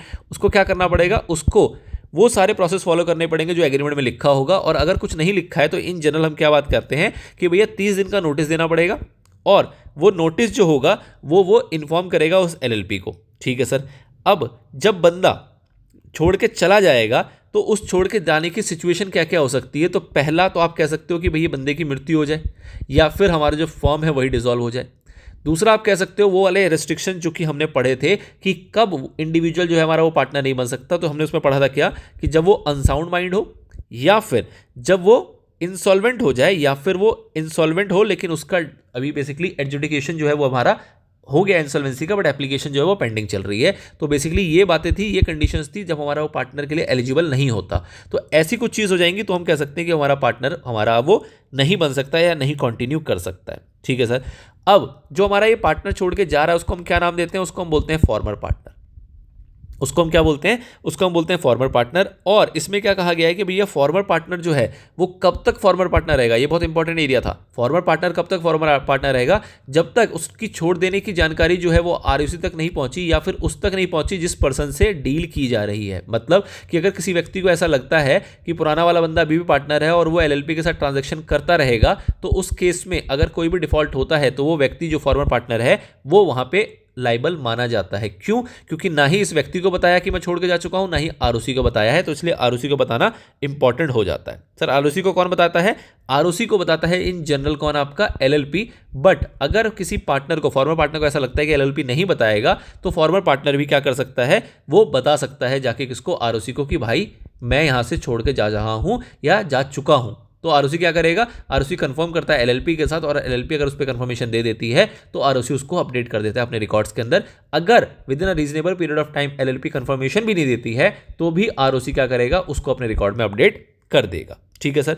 जब कोई व्यक्ति जा रहा होता है तो जाते वक्त क्या क्या लेके जाएगा, वो लेके जाएगा अपना कैपिटल, जो पैसा उसने लगाया था, और साथ ही में अगर कोई प्रॉफिट है तो उसमें अपना शेयर। प्रॉफिट का मतलब क्या हुआ, नेट प्रॉफिट। अगर कोई लॉस है तो उसको माइनस करने के बाद जो भी नेट प्रॉफिट बचेगा उस नेट प्रॉफिट को वो लेके वहां पे जा सकता है। जो जा रहा होगा बंदा, या फिर वो जिंदा होगा या तो उसकी मृत्यु हो चुकी होगी। अगर वो जिंदा है तो वो खुद ये चीज़ें लेके जाएगा, और अगर उसकी मृत्यु हो चुकी होगी तो जो भी उसका नॉमिनी या रिप्रेजेंटेटिव होगा वो एलिजिबल है कैपिटल और प्रॉफिट में अपना शेयर लेने के लिए। लेकिन ध्यान ये देना है कि जब बंदा एक फॉर्मर पार्टनर हो चुका है या फिर उसका कोई नॉमिनी है, तो ये दोनों लोग एक्टिव बिजनेस के अंदर पार्टिसिपेट नहीं कर सकते। मतलब कि कैपिटल प्रॉफिट के हकदारी तो हैं ये, लेकिन कोई भी बिजनेस के अंदर अपना इंटरफेरेंस वगैरह नहीं दिखाते हैं। ठीक है सर। उसके बाद जो हमने चेंजेस की बात करी, वो चेंजेस को आपको डिफाइन करना होता था सेक्शन नंबर 25 के अंदर। सेक्शन नंबर 25 किसकी बात करता है, वो बात करता है registration of changes in partners. मतलब कि अगर पार्टनर्स के अंदर कोई भी चेंज हुआ है तो उसको रजिस्टर करना पड़ता है with in 15 days. With in 15 days register करने का मतलब क्या हुआ कि आपको रजिस्ट्रार को बताना पड़ेगा अगर कोई पार्टनर आ रहा है, कोई पार्टनर जा रहा है, कुछ भी है ऐसा, तो आपको वो 15 दिन के अंदर अंदर इन्फॉर्म करना होता है। 15 दिन के अंदर कौन इन्फॉर्म करेगा सर? 15 दिन के अंदर पार्टनर इन्फॉर्म करेगा। पार्टनर किसको इन्फॉर्म करेगा? एलएलपी को। ठीक है सर। उसके बाद एलएलपी क्या करेगी? LLP with in the period of further 15 days, मतलब कि आप इसको टोटल कह सकते हो 30 दिन फ्रॉम द चेंज, मतलब कि जिस दिन कोई पार्टनर छोड़ के गया उससे 30 दिन के अंदर अंदर एलएलपी को किसको बताना होता है? एलएलपी को बताना होता है आरओसी को। पर 15 दिन का टाइम किसको दिया गया है? पार्टनर को। तो लेट से 15 दिन पूरे उसने यूज कर लिए, तो एलएलपी के पास कितने दिन बचेंगे? रिमेनिंग 15 डेज ही बचेंगे। मतलब कि चेंज से 30 दिन दिया गया है एलएलपी को कि भैया 30 दिन के अंदर अंदर तुम्हें आरओसी को सूचना दे देनी है। सूचना कैसे दी जाएगी? तो ऑब्वियसली बात है, एक फॉर्म होगा, उस फॉर्म को आपको फाइल करनी होगी, जो फॉर्म प्रिस्क्राइब किया जाएगा और साथ ही में जो फीस प्रिस्क्राइब होगी वो आपको साथ में पे करनी पड़ेगी। जो फॉर्म होगा उसको साइन करेगा कौन? आपका डेजिग्नेटेड पार्टनर। और अगर बात करें इनकमिंग पार्टनर की, अगर सपोज ये चेंज जो है वो है इनकमिंग पार्टनर की, इनकमिंग पार्टनर मतलब कोई बंदा आ रहा है, तो ऑब्वियसली बात है आपको फाइलिंग के साथ साथ क्या लगाना पड़ेगा? उसका कंसेंट भी वहां पे आपको अटैच करना पड़ता है। फिर बात आई थी पेनल्टी की, कि अगर आपने इसके अंदर कोई कॉन्ट्रावेशन की है, कॉन्ट्रावेशन का मतलब कि अगर कोई पार्टनर छोड़ के जा रहा था या कोई पार्टनर का कोई चेंज था जो उसने इन्फॉर्म नहीं किया, तो उस केस में पार्टनर के ऊपर पेनल्टी लगेगी कितने की? 10,000 रुपीज की। और अगर यहां पे जो कॉन्ट्रावेंशन है वो एलएलपी के द्वारा किया गया है, तो एलएलपी के ऊपर जो पेनल्टी है वो कितनी लगेगी? वो भी लगेगी सेम टू सेम 10,000 की। और एलएलपी में जब पार्टनर लगेगा तो पेनल्टी लगेगी, तो साथ में किस पे लगेगी? डेजिग्नेटेड पार्टनर पे भी लगेगी। तो पार्टनर ने कॉन्ट्रावेंशन किया 10,000, एलएलपी या डेजिग्नेटेड पार्टनर ने कॉन्ट्रावेंशन किया, मतलब इन्होंने फर्दर आरओसी को नहीं बताया, तो इनके ऊपर पेनल्टी लगेगी 10,000 रुपीज की। ठीक है सर। उसके बाद यहाँ पे एक ऑप्शन दिया गया था कि भैया अगर किसी पार्टनर को ऐसा लगता है कि वो इन्फॉर्म नहीं करेगा, तो वो एलएलपी को वो आरओसी को डायरेक्टली इन्फॉर्म कर सकता है। और आरओसी क्या करेगी? कंफर्मेशन ले लेगी किससे? एलएलपी से। और एलएलपी को कितना टाइम देती है? वो 15 दिन का। अगर 15 दिन में एलएलपी ने कंफर्म कर दिया तो बहुत बढ़िया, और नहीं किया तो वो अपने आप ही उसको अपने रजिस्टर से रिमूव कर देती है। ठीक है सर। तो this is all your remaining section, जो कि यहाँ पे कवर नहीं था, तो हमने इसको शॉर्ट में फटाफट से यहाँ पे कवर कर लिया है। चलिए जी, इसको हटा देते हैं फटाफट से। चलो भाई, खाली करो जगह ताकि हम आगे की पढ़ाई कर सकें। ओके, ठीक है सर। तो ये वो एरिया था जो थोड़ा सा मिसिंग था। अब सेक्शन नंबर 25 तक आपने देख लिया, तो अगला आता है आपका सेक्शन नंबर 26, जिसमें की बात करते हैं पार्टनर एज अ एजेंट की। पार्टनर एज अ एजेंट की सेक्शन नंबर 26 का मतलब क्या हुआ? कि भैया जो पार्टनर है वो एजेंट है किसका? एलएलपी का, ना कि दूसरे पार्टनर का। बस इतनी सी बात है, कुछ खास नहीं, कि हर एक पार्टनर जो होता है of LLP is for the purpose of business of LLP the agent of the LLP. LLP का एजेंट माना जाता है, but not of the other partners. किसी और पार्टनर का एजेंट नहीं है, वो सिर्फ और सिर्फ एलएलपी का एजेंट है। नाउ अगला था आपका extent of liability of LLP, section number 27। जो एलएलपी की लाइबिलिटी है वो कहां तक है? तो भैया एलएलपी जो है वो बाउंड नहीं होती है। कब बाउंड नहीं होती है? मतलब एलएलपी की कब कोई लाइबिलिटी नहीं होगी? जब जिस बंदे ने कुछ भी ऐसा किया हो जो कि उसकी अथॉरिटी के बियॉन्ड था। मतलब किसी पार्टनर ने अगर कोई ऐसा काम किया, कोई ऐसी ट्रांजैक्शन करी है जिसकी अथॉरिटी में ही नहीं था, तो उस केस में हमारा एलएलपी बाउंड नहीं होगा। एलएलपी तभी बाउंड होगा जब उसकी अथॉरिटी उस पार्टनर को दे रखी हो। अब बात आई कि भैया जिस बंदे के साथ वो ट्रांजैक्शन किया गया है उसको वो चीज़ पता हो चाहे ना पता हो, हमें फर्क नहीं पड़ता, हमें फर्क नहीं पड़ता। बात आपको क्या है? बात है यहाँ पे अथॉरिटी की, कि भैया अगर अथॉरिटी दे रखी थी, उस अथॉरिटी के अंदर अगर उसने बंदे ने, उस पार्टनर ने कोई काम किया है तो एलएलपी लायबल होती है। बट अगर अथॉरिटी के बियॉन्ड किया है तो उस केस में एलएलपी लायबल नहीं होती है। एलएलपी लायबल कब होती है? जब किसी पार्टनर ने कोई बिजनेस या कोई एक्ट किया हो विद इन इट्स अथॉरिटी। अच्छा जी, कुछ ऐसी गलती हो गई उससे तो भी एलएलपी लायबल होगी, बट वो उसकी अथॉरिटी में होना चाहिए, ये आपको ध्यान रखना है। जितने भी एलएलपी के ऑब्लिगेशन होते हैं वो सोनली एलएलपी के ऑब्लिगेशन होते हैं, किसी भी पार्टनर से उसका कोई लेना देना नहीं होता। और एलएलपी अपनी लायबिलिटी को कैसे मीट आउट करती है? अपने प्रॉपर्टी से। दैट्स इट, प्रॉपर्टी के बियॉन्ड उसकी लायबिलिटी नहीं जाती। नाउ पार्टनर की अगर लायबिलिटी की बात करें तो वो हमारा डील किया गया था सेक्शन नंबर 28 के अंदर। सेक्शन नंबर 28 बताता है कि भैया जो पार्टनर है वो पर्सनली लायबल नहीं होता। क्यों? क्योंकि वो एक पार्टनर है, ये कह के आप उसको पर्सनली लायबल नहीं कर सकते हो किसी भी एलएलपी के किसी भी ऑब्लिगेशन के साथ, चाहे डायरेक्टली चाहे इनडायरेक्टली। मतलब कि भैया जो पार्टनर है हमारा और जो एलएलपी है हमारा, ये दोनों के दोनों सेपरेट है, इनका आपस में कोई लेना देना नहीं है। इसकी लायबिलिटी सिर्फ और सिर्फ इसकी लायबिलिटी है, वो पार्टनर की लायबिलिटी नहीं हो सकती सिर्फ ये बोलते हुए क्योंकि वो पार्टनर है। ठीक है, चलिए जी। बट अगर किसी ने कोई रॉन्गफुल एक्टिविटी करी है या कुछ भी ऐसा गलत काम किया है तो उस केस में उसकी वहां पे पर्सनल लायबिलिटी बनती है, लेकिन उस केस में भी उसकी पर्सनल लायबिलिटी बनेगी, किसी और पार्टनर के ऊपर वो अप्लाई नहीं होता। मतलब क्या हुआ कि सपोज ये पार्टनर था ए, इस ए पार्टनर ने कुछ भी रॉन्गफुल एक्टिविटी करी तो ये लायबल होगा।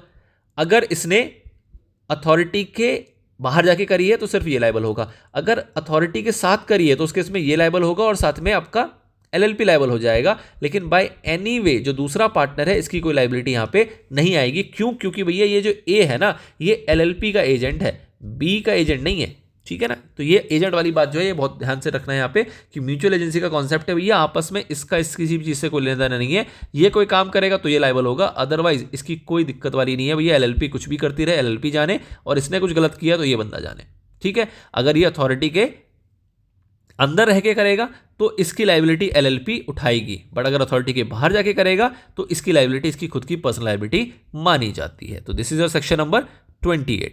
नाउ एक बहुत ही प्यारा कॉन्सेप्ट आया था आपका होल्डिंग आउट का, ठीक है। पर होल्डिंग आउट से पहले क्या कुछ बच जाता है? नहीं जी, 28 के बाद 29 इज योर होल्डिंग आउट, ठीक है सर। तो 29 हम देखा था, होल्डिंग आउट में बेसिकली क्या था कि कोई भी व्यक्ति अगर कुछ भी बोलता है या कुछ भी लिख के देता है या कुछ भी ऐसी एक्टिविटी करता है जिसमें कि वो अपने आप को दर्शाता है कि वो एलएलपी का पार्टनर है या फिर किसी भी और फॉर्म में एलएलपी को रिप्रेजेंट करता है और किसी भी व्यक्ति से उसका भरोसा जीतते हुए कुछ भी लेके आ जाता है एलएलपी के लिए, मतलब कोई भी क्रेडिट या कोई भी ट्रांजैक्शन एलएलपी के साथ की जाती है और कुछ भी ऐसा है जो कि भैया एलएलपी को मिल रहा है, वहां पे एक्चुअल में मिलना नहीं चाहिए लेकिन मिल रहा है, तो उस केस में ये कहा जाता है कि भैया ऐसा अगर कोई भी क्रेडिट एलएलपी को मिला है तो एलएलपी की लायबिलिटी है कि भैया वो जो क्रेडिट उसको रिसीव हुआ है ना वो उसको चुकाएगा, वापस करेगा, रिटर्न करेगा, उसको वो अपने पास नहीं रख सकता। मतलब क्या हुआ कि सपोज एबीसी के पार्टनर थे, लेकिन कोई मिस्टर एक्स ने गया और किसी व्यक्ति के साथ कोई ट्रांजैक्शन किया ये बोलते हुए कि भैया मैं तो इस एलएलपी का पार्टनर हूं, और वो बंदा मान भी गया और उसने लेट से उसको एज अ लोन 5 लाख रुपए दे दिए। 5 लाख रुपए के लोन में से इसने उठा के 2 लाख रुपए इसको दे दिए, 3 लाख रुपए अपने जेब में रख लिया। तो ये 3 लाख रुपए जो है इसके लिए तो ये बंदा खुद लायबल होगा, लेकिन 2 लाख रुपए क्योंकि क्रेडिट पास हुआ है एलएलपी को तो कहा जा रहा है कि भैया तुम इसको होल्ड करके नहीं रख सकते। क्यों? क्योंकि तुम्हारा ये क्रेडिट नहीं है, एक्चुअल में तुम्हारा ये पैसा नहीं है, ये पैसा किसी और व्यक्ति का है जिसका यहाँ पे नुकसान हुआ है, तो तुम्हें इसको लौटाना पड़ेगा, इसको तुम्हें रिसीव करना पड़ेगा। क्या ये 5 लाख रुपए लौटाएगा? नहीं। 5 लाख की जिम्मेदारी एलएलपी की है? बिल्कुल भी नहीं। क्यों? क्योंकि ये नहीं जानता ये व्यक्ति कौन था, मिस्टर एक्स कौन था इसको नहीं पता, बट क्योंकि इसको कुछ पास ऑन हुआ है, कुछ फायदा मिला है, तो वो फायदा इसको यहाँ पे रिटर्न करना पड़ेगा। इसकी मैक्सिमम लायबिलिटी कितनी होगी? जितना इसको फायदा मिला है, ठीक है। उसके बाद इसके अंदर एक और पॉइंट था कि भैया अगर किसी पार्टनर की डेथ हो जाती है लेट से, और जो उसका एलएलपी है वो अपने सेम नाम से कंटिन्यू करता है, लेट से ए बी सी था, ए की डेथ हो गई लेकिन इन्होंने अपना नाम नहीं बदला, अभी भी ए बी सी से ही कंटिन्यू कर रहे हैं, और कल को कोई लायबिलिटी अराइज होती है तो क्या ए का जो रिप्रेजेंटेटिव होगा वो लायबल होगा, या ए का जो स्टेट है, मतलब स्टेट मतलब ए की जो अपनी घर की संपत्ति है, क्या वो कहीं भी लायबल होगी? तो वो लायबल नहीं होगी भैया। आपने नाम चेंज नहीं किया, आप उसके नाम को यूज कर रहे हो या उसके नाम से धंधा कर रहे हो, तो वो आपकी दिक्कत है। उस व्यक्ति पे या उस व्यक्ति के किसी भी रिप्रेजेंटेटिव पे कोई भी लायबिलिटी नहीं आएगी, ठीक है सर। उसके बाद अगेन कुछ चीजें यहाँ पे मिस हुई हैं, फटाफट से उसको देख लेते हैं। सेक्शन नंबर 30 था एक आपका, 29 के बाद 30 किसकी बात करता था? वो बात करता था unlimited liability in case of fraud. मतलब कि अगर आपने कोई फ्रॉड किया है या फिर आपकी एलएलपी ने कोई फ्रॉड किया है तो उस केस में जो लायबिलिटी है वो लिमिटेड नहीं रह जाएगी, उस केस में आपकी लायबिलिटी जो होगी वो अनलिमिटेड हो जाएगी, ठीक है सर। ये आपको सेक्शन नंबर 30 बता के चल रहा था, इसकी डिटेल के अंदर अभी हम नहीं जाएंगे। सेक्शन नंबर 31 था जो कि बात कर रहा था किसकी? आपकी वो बात कर रहा था विसल ब्लोइंग की। विसल ब्लोइंग का मतलब क्या हुआ कि भैया कोई भी इन्वेस्टिगेशन चल रही है, रजिस्ट्रार कर रहा है या कोई भी व्यक्ति कर रहा है, और उसको अगर कोई भी इंफॉर्मेशन पार्टनर, डेजिग्नेटेड पार्टनर या एम्प्लॉय देता है तो उस केस में उस बंदे को, मतलब उसकी इंफॉर्मेशन से अगर कोई फायदा मिलता है तो उस केस में उसके ऊपर जो पेनल्टी लगनी चाहिए थी उसको वेव भी किया जा सकता है या उसको रिड्यूस किया जा सकता है। किसके द्वारा? जो भी इन्वेस्टिगेशन पर्सन होगा उसके द्वारा किया जा सकता है। बेसिकली वो कोर्ट हो सकता है, वो ट्राइब्यूनल हो सकता है हमारा, वो इसको रिड्यूस या वेव कर सकता है। साथ ही में इसमें दूसरा प्रोविजन ये बताया गया था कि विसल ब्लोइंग में जिस बंदे ने भी इंफॉर्मेशन वगैरह पहुंचाई है, हेल्प की एक तरीके से, उससे के साथ किसी भी प्रकार का भेदभाव नहीं होना चाहिए। भेदभाव का मतलब ऐसा ना हो कि उसको जॉब से निकाल दिया जाए या उसको डिमोट कर दिया जाए, ऐसी कोई कंडीशन नहीं होना चाहिए जस्ट बिकॉज कि उसने यहाँ पे हेल्प की थी, ठीक है। This is your section number 31। Now इसके बाद सेक्शन नंबर 32 था सर। सेक्शन नंबर 32 क्या था? सेक्शन नंबर 32 बात करता था फॉर्म ऑफ कंट्रीब्यूशन। कंट्रीब्यूशन जो है वो पार्टनर किसी भी तरीके से ला सकता है, कैश में या काइंड में, सिंपल सी बात। Obligate to contribute, section number 33। इसका मतलब क्या था कि भैया अगर आपके एग्रीमेंट में लिखा हुआ है कि आप लेट से एक्स अमाउंट कंट्रीब्यूट करोगे तो आपकी ऑब्लिगेशन है इस एक्स अमाउंट तक की। मतलब कि अगर आपके एग्रीमेंट को पढ़ते हुए किसी थर्ड पार्टी ने आपके साथ ट्रांजैक्शन किया है और कल को डिफॉल्ट हो जाता है तो वो क्या करेगा? वो आपसे आपका जो इतना ऑब्लिगेशन जो भी आपने एग्रीमेंट में लिखा था वो आपसे वो रिकवर कर सकता है और आपको वो उतना लौटाना पड़ेगा क्योंकि वो एग्रीमेंट में था। This is your section number 33 जो कि बात करता है ऑब्लिगेशन टू कंट्रीब्यूट की। नाउ अब यहाँ पे हम एनुअल रिटर्न पे आ गए, बट क्या एनुअल रिटर्न से पहले कुछ और भी था? बिल्कुल था सर, एक और रिटर्न होती थी जिसको हम कहते थे बुक्स ऑफ अकाउंट्स मेंटेन करना और उसकी फाइलिंग करना। चलिए जी, तो उसकी बात करेंगे। सेक्शन नंबर 34 था हमारा। 34 किसकी बात करता था? 34 कहता था कि बुक्स ऑफ अकाउंट्स आपको मेंटेन करना पड़ेगा। कैसे? एक्रूअल बेसिस पे या कैश बेसिस पे, वो आपकी इच्छा है। डबल एंट्री सिस्टम आपको फॉलो करना पड़ेगा और इसको मेंटेन करके रखना पड़ता था आपको अपने रजिस्टर्ड ऑफिस के अंदर। कितने सालों तक? उतने साल जितने भी आपको एक्ट के अंदर प्रिस्क्राइब किए गए हैं। और आपको एक स्टेटमेंट बनानी पड़ती है जिसको हम बोलते हैं क्या? उसको हम बोलते हैं statement of account and solvency. आपको ये प्रिपेयर करना पड़ता है और ये साल खत्म होने के 6 महीने के अंदर अंदर आपको फाइल करना पड़ता है रजिस्ट्रार के पास। और इसके अंदर बेसिकली आप अपने जितने भी आपके बेसिक ट्रांजैक्शंस अकाउंटिंग है, बेसिकली आपका फाइनेंशियल स्टेटमेंट्स है, जो कि आप इस फॉर्म में बनाते हो और रजिस्ट्रार के पास फाइल करते हो। फाइल करते वक्त ऑब्वियसली बात सिग्नेचर लगेगी और साइन कौन करेगा? यहाँ पे डेजिग्नेटेड पार्टनर। ठीक है, आपको ये हर साल फाइल करना होता है और उस फॉर्म के अंदर जो कि प्रिस्क्राइब किया गया है और जो भी इसके अंदर फीस प्रिस्क्राइब है वो आपको फाइल करते वक्त पे करनी होती है। बात आती थी ऑडिट की। सर ऑडिट की भी यहाँ पे कुछ बात दी गई थी कि भैया ऑडिट कराने की जरूरत पड़ सकती है अगर आपको प्रिस्क्राइब किया गया है, बट साथ ही में सेंट्रल गवर्नमेंट के पास पावर था कि वो ऑडिट से आपको मुक्त भी कर सकता है। ठीक है, प्रैक्टिकली क्या चीज़ है आपकी? 25 लाख और 40 लाख आपका 25 लाख कैपिटल कंट्रीब्यूशन, 40 लाख आपका टर्नओवर। अगर इससे नीचे हो आप तो उस केस में आपको बेसिकली आप स्मॉल एलएलपी की कैटेगरी में हो और उस केस में आपको ऑडिट कराने की आवश्यकता नहीं है। अदर देन डैट आपको ऑडिट कराने की आवश्यकता पड़ जाती है। अगर आपने नॉन कंप्लाइंस किया तो पेनल्टी लगती है, मैक्सिमम 1 लाख रुपए, 100 रुपये प्रतिदिन के हिसाब से, और डेजिग्नेटेड पार्टनर के ऊपर 100 रुपये के हिसाब से पर दिन का लगेगा, लेकिन मैक्सिमम कितनी है? सिर्फ और सिर्फ 50,000 रुपये। ठीक है सर। उसके बाद सेक्शन नंबर 34A भी था एक आपका, जो कि बात करता है कि भैया क्या सेंट्रल गवर्नमेंट जो है वो NFRA को कंसल्ट करते हुए क्या कर सकता है? आपका अकाउंटिंग स्टैंडर्ड और ऑडिटिंग स्टैंडर्ड जो कि ICAI प्रिस्क्राइब करती है उसको वो नोटिफाई कर सकता है और आपके ऊपर एप्लीकेबल कर सकता है। कर कह सकता है, एक्चुअल में कर रखा है। नाउ आता है सेक्शन नंबर 35 जो कि बात करता है किसकी? एनुअल रिटर्न की। सेक्शन नंबर 35 जो कि बात करेगा किसकी? एनुअल रिटर्न की। एनुअल रिटर्न का बेसिकली मतलब क्या हुआ कि आपको हर साल एक रिटर्न फाइल करनी हो, तो इसको हम कहते हैं एनुअल रिटर्न। कितने दिन के अंदर? साल खत्म होने के 30 दिन के अंदर अंदर, closure of the financial year के 30 दिन के अंदर अंदर, ड्यूली ऑथेंटिकेटेड, मतलब कि उस पर हस्ताक्षर भी लगते हैं। हस्ताक्षर कौन करता है? प्रैक्टिकली बताऊं तो डेजिग्नेटेड पार्टनर के साथ साथ एक प्रोफेशनल भी साइन करता है उसको, बट आपकी जो बुक्स में लिखा हुआ है, जो आपके एक्ट में लिखा है, वो लिखा है कि ड्यूली ऑथेंटिकेट करना है रजिस्ट्रार के द्वारा। रजिस्ट्रार के पास आपको फाइल करना है और डेजिग्नेटेड पार्टनर उसको साइन करेगा। अगर आपने फाइलिंग नहीं करी है तो मैक्सिमम पेनल्टी कितनी लगेगी? 1 लाख रुपए, 100 रुपये पर डे के हिसाब से LLP के ऊपर, और डेजिग्नेटेड पार्टनर की मैक्सिमम हो जाएगी 50,000 रुपये, 100 रुपये पर डे लगेगा डेजिग्नेटेड पार्टनर के ऊपर। यही सेम जो पेनल्टी है वो सेक्शन नंबर 34 के अंदर भी है, जहां पे आपको statement of accounts and solvency file करने की बात की जा रही है। पेनल्टी जो है वहां पे भी सेम है। ठीक है सर। नाउ आगे अगर बढ़ें तो सेक्शन नंबर 35 के बाद अब आ गए हैं अब आपका मॉड्यूल वाइंडिंग अप के ऊपर, लेकिन क्या कुछ सेक्शन बच जाता है? बिल्कुल बच जाता है सर। सेक्शन नंबर 36 है। 36 किस बारे में बात करता था? वो बात करता था inspection of document kept bye registrar. मतलब कि कोई भी व्यक्ति चाहे तो डॉक्यूमेंट को इंस्पेक्ट कर सकता है, वो रजिस्ट्रार को फीस पे करेगा और रजिस्ट्रार उसको अवेलेबल करा देगा किसी भी व्यक्ति को, अपने जो भी उसका पर्पस है उसकी तरीके से उसको वो जांच कर सकता है। वो सारे डॉक्यूमेंट, वो सारी इन्फॉर्मेशन जो कि रजिस्ट्रार के पास फाइल की जाती है, वो सारी अवेलेबल फॉर इंस्पेक्शन होती है। नाउ सेक्शन नंबर 37 है जो कि बात करता है पेनल्टी फॉर फॉल्स स्टेटमेंट। अगर कोई भी फॉल्स स्टेटमेंट दी गई है, जानबूझ के कुछ गलत दिया गया है, तो उसके ऊपर पेनल्टी लगती है। आपने पेनल्टी देखा था कितना कि यहाँ पे जो 37 है उसके अंदर पेनल्टी कही जा रही है कि अप टू 2 ईयर्स का आपके ऊपर जेल हो सकता है, क्योंकि आपने जानबूझ के कुछ गलती करी है, जानबूझ के फॉल्स स्टेटमेंट फाइल करी है, और साथ ही में आपके ऊपर पेनल्टी मतलब फाइन लगाया जा सकता है, जो कि मिनिमम होगा 1 लाख रुपए और मैक्सिमम कितना हो जाएगा? 5 लाख रुपए। This is the limit. 1 से 5 लाख के बीच में कम से कम 1 लाख रुपए तो लगेगा ही लगेगा। नाउ उसके बाद सेक्शन नंबर 38 था। 38 बात करता है किस चीज़ की? Power of register to obtain information. मतलब रजिस्टर के पास पावर है कि वो आपसे किसी प्रकार की जानकारी या कोई भी सूचना या कोई भी पेपर या कोई भी चीज़ जो उसको सही लगता है वो मांग सकता है आपसे। आपको उसको रीजनेबल टाइम के अंदर प्रोवाइड करना पड़ेगा। अगर आप रीजनेबल टाइम में प्रोवाइड नहीं करते हो तो आपको वो समन भी इशू कर सकता है और आपको उसके समक्ष जाना पड़ेगा, या कोई भी वैसा व्यक्ति जिसको उसने वहाँ पे ऑथराइज किया, उस व्यक्ति के पास कोई भी इंस्पेक्टर हो सकता है, कोई भी पब्लिक ऑफिसर हो सकता है, उसके पास जाके आपको क्या करना पड़ेगा? सारी इन्फॉर्मेशन, सारी डिक्लेरेशन वगैरह है वो देनी पड़ेगी। ठीक है सर। ये राइट है किसके पास? आपके रजिस्ट्रार के पास। और साथ में यहाँ पे पेनल्टी है कि भैया आपने अगर कोई भी इन्फॉर्मेशन ऐसी दी जो कि सही नहीं है, या फिर आपने इन्फॉर्मेशन दी ही नहीं, तो उस केस में आपके ऊपर पेनल्टी लगाई जा सकती है, जो कि मिनिमम थी कितनी? 2,000 रुपये और मैक्सिमम कितनी थी? 25,000 रुपये। तो छोटी पेनल्टी है, बट रजिस्ट्रार की पावर में इतना आता है। ठीक है सर।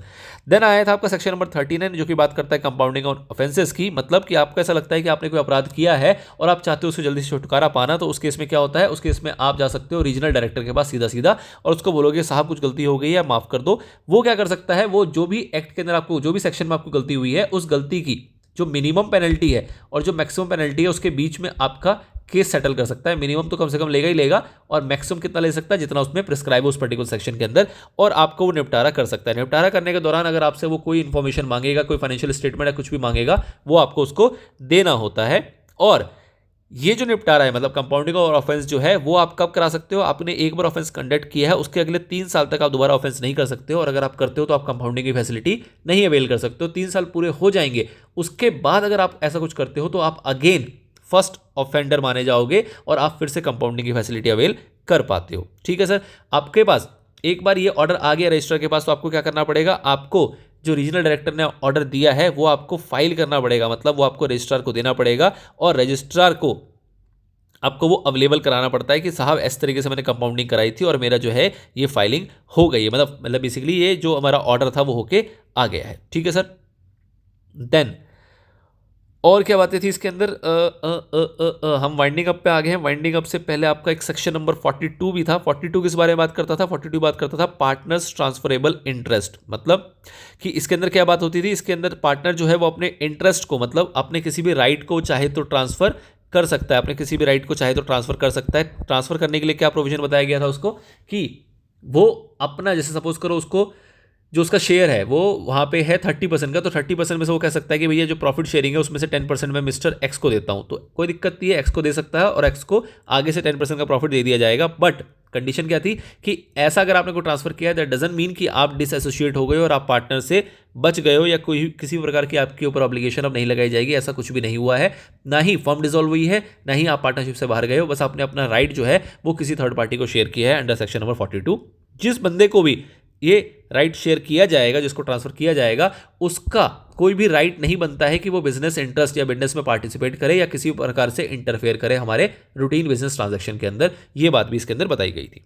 नाउ उसके बाद आता है सेक्शन नंबर 55 जो कि बात करता है conversion of firm into LLP. इसमें कहा गया कि भैया सेकंड शेड्यूल को फॉलो करना है। सेकंड शेड्यूल में जो भी प्रोविजन लिखे हुए हैं और एक्ट में जो प्रोविजन लिखे गए हैं इसको फॉलो करते हुए आप क्या कर सकते हो, कन्वर्जन करा सकते हो फर्म टू एलएलपी।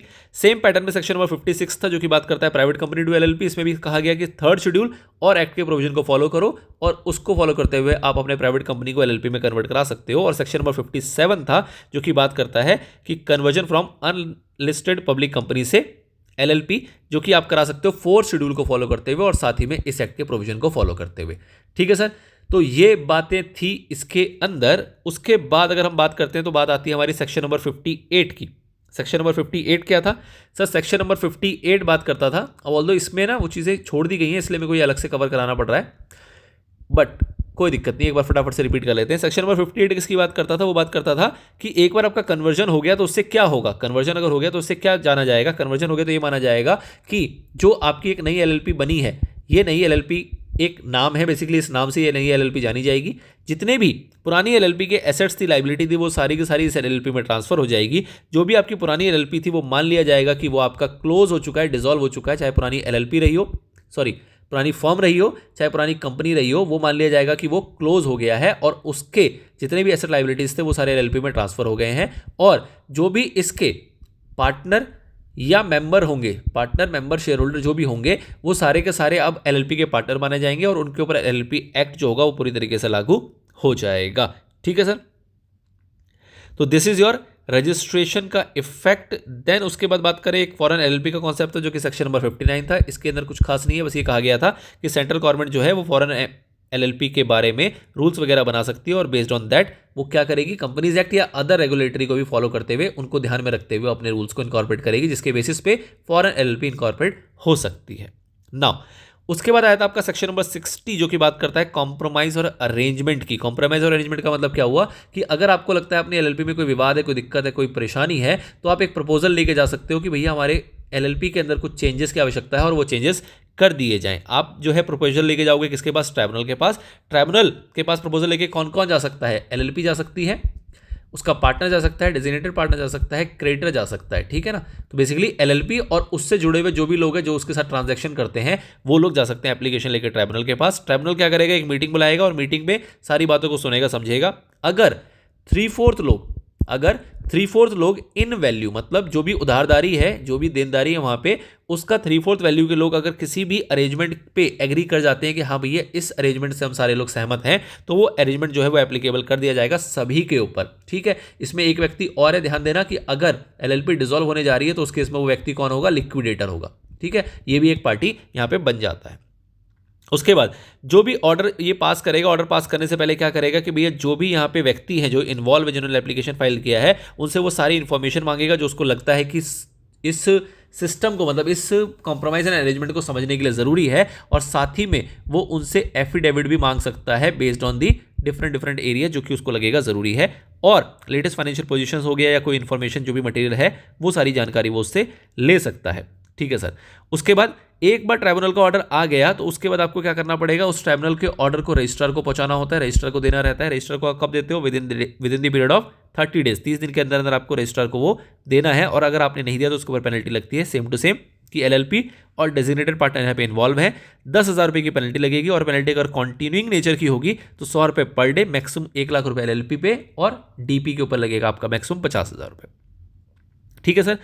उसके बाद अगला सेक्शन आपका आता है, अच्छा इसके अंदर एक स्टे वाली बात भी थी कि भैया अगर आप कॉम्प्रोमाइज एंड अरेंजमेंट के लिए गए हो ना, तो उस केस में ट्राइब्यूनल के पास पावर है कि वो क्या कर सकता है कि जो भी ये कॉम्प्रोमाइज अरेंजमेंट हो रहा है एलएलपी का, उस एलएलपी पे ना कोई नया केस हो या फिर अगर कोई पुराना केस चल रहा है तो उसके ऊपर भी वो क्या कर सकता है, स्टे लगा सकता है, ताकि उस बेचारे का इतना भी शोषण ना हो ना। कोई अगर सुनवाई चल रही है, ट्राइब्यूनल उसको देख रहा है, तो ट्राइब्यूनल कोर्ट को कह सकता है कि भैया ऐसा करो, मेरे पास एप्लीकेशन लेके आया है तो आप फिलहाल स्टे रखो इसके ऊपर, और नया केस अगर कोई करना चाहेगा तो वो भी वहां पे नहीं कर पाएगा। ये ट्राइब्यूनल की पावर है, वो चाहे तो इसको एक्सरसाइज करे, चाहे तो एक्सरसाइज ना भी करे, वो उसके ऊपर डिस्क्रिशन है। नाउ इसके बाद बात आती है सेक्शन नंबर 61 की, जो कि बात करता है कि भैया इस कॉम्प्रोमाइज या अरेंजमेंट को जो ट्राइब्यूनल है ना वो इन्फोर्स भी कर सकता है। इन्फोर्स करने का मतलब क्या हुआ कि उसने एक ऑर्डर पास किया सेक्शन नंबर 60 के अंदर, 60 के अंदर जो ऑर्डर पास किया उसको वो चेक करेगा कि भैया आप इसको फॉलो कर रहे हो कि नहीं कर रहे, बेसिकली वो सुपरवाइज करेगा।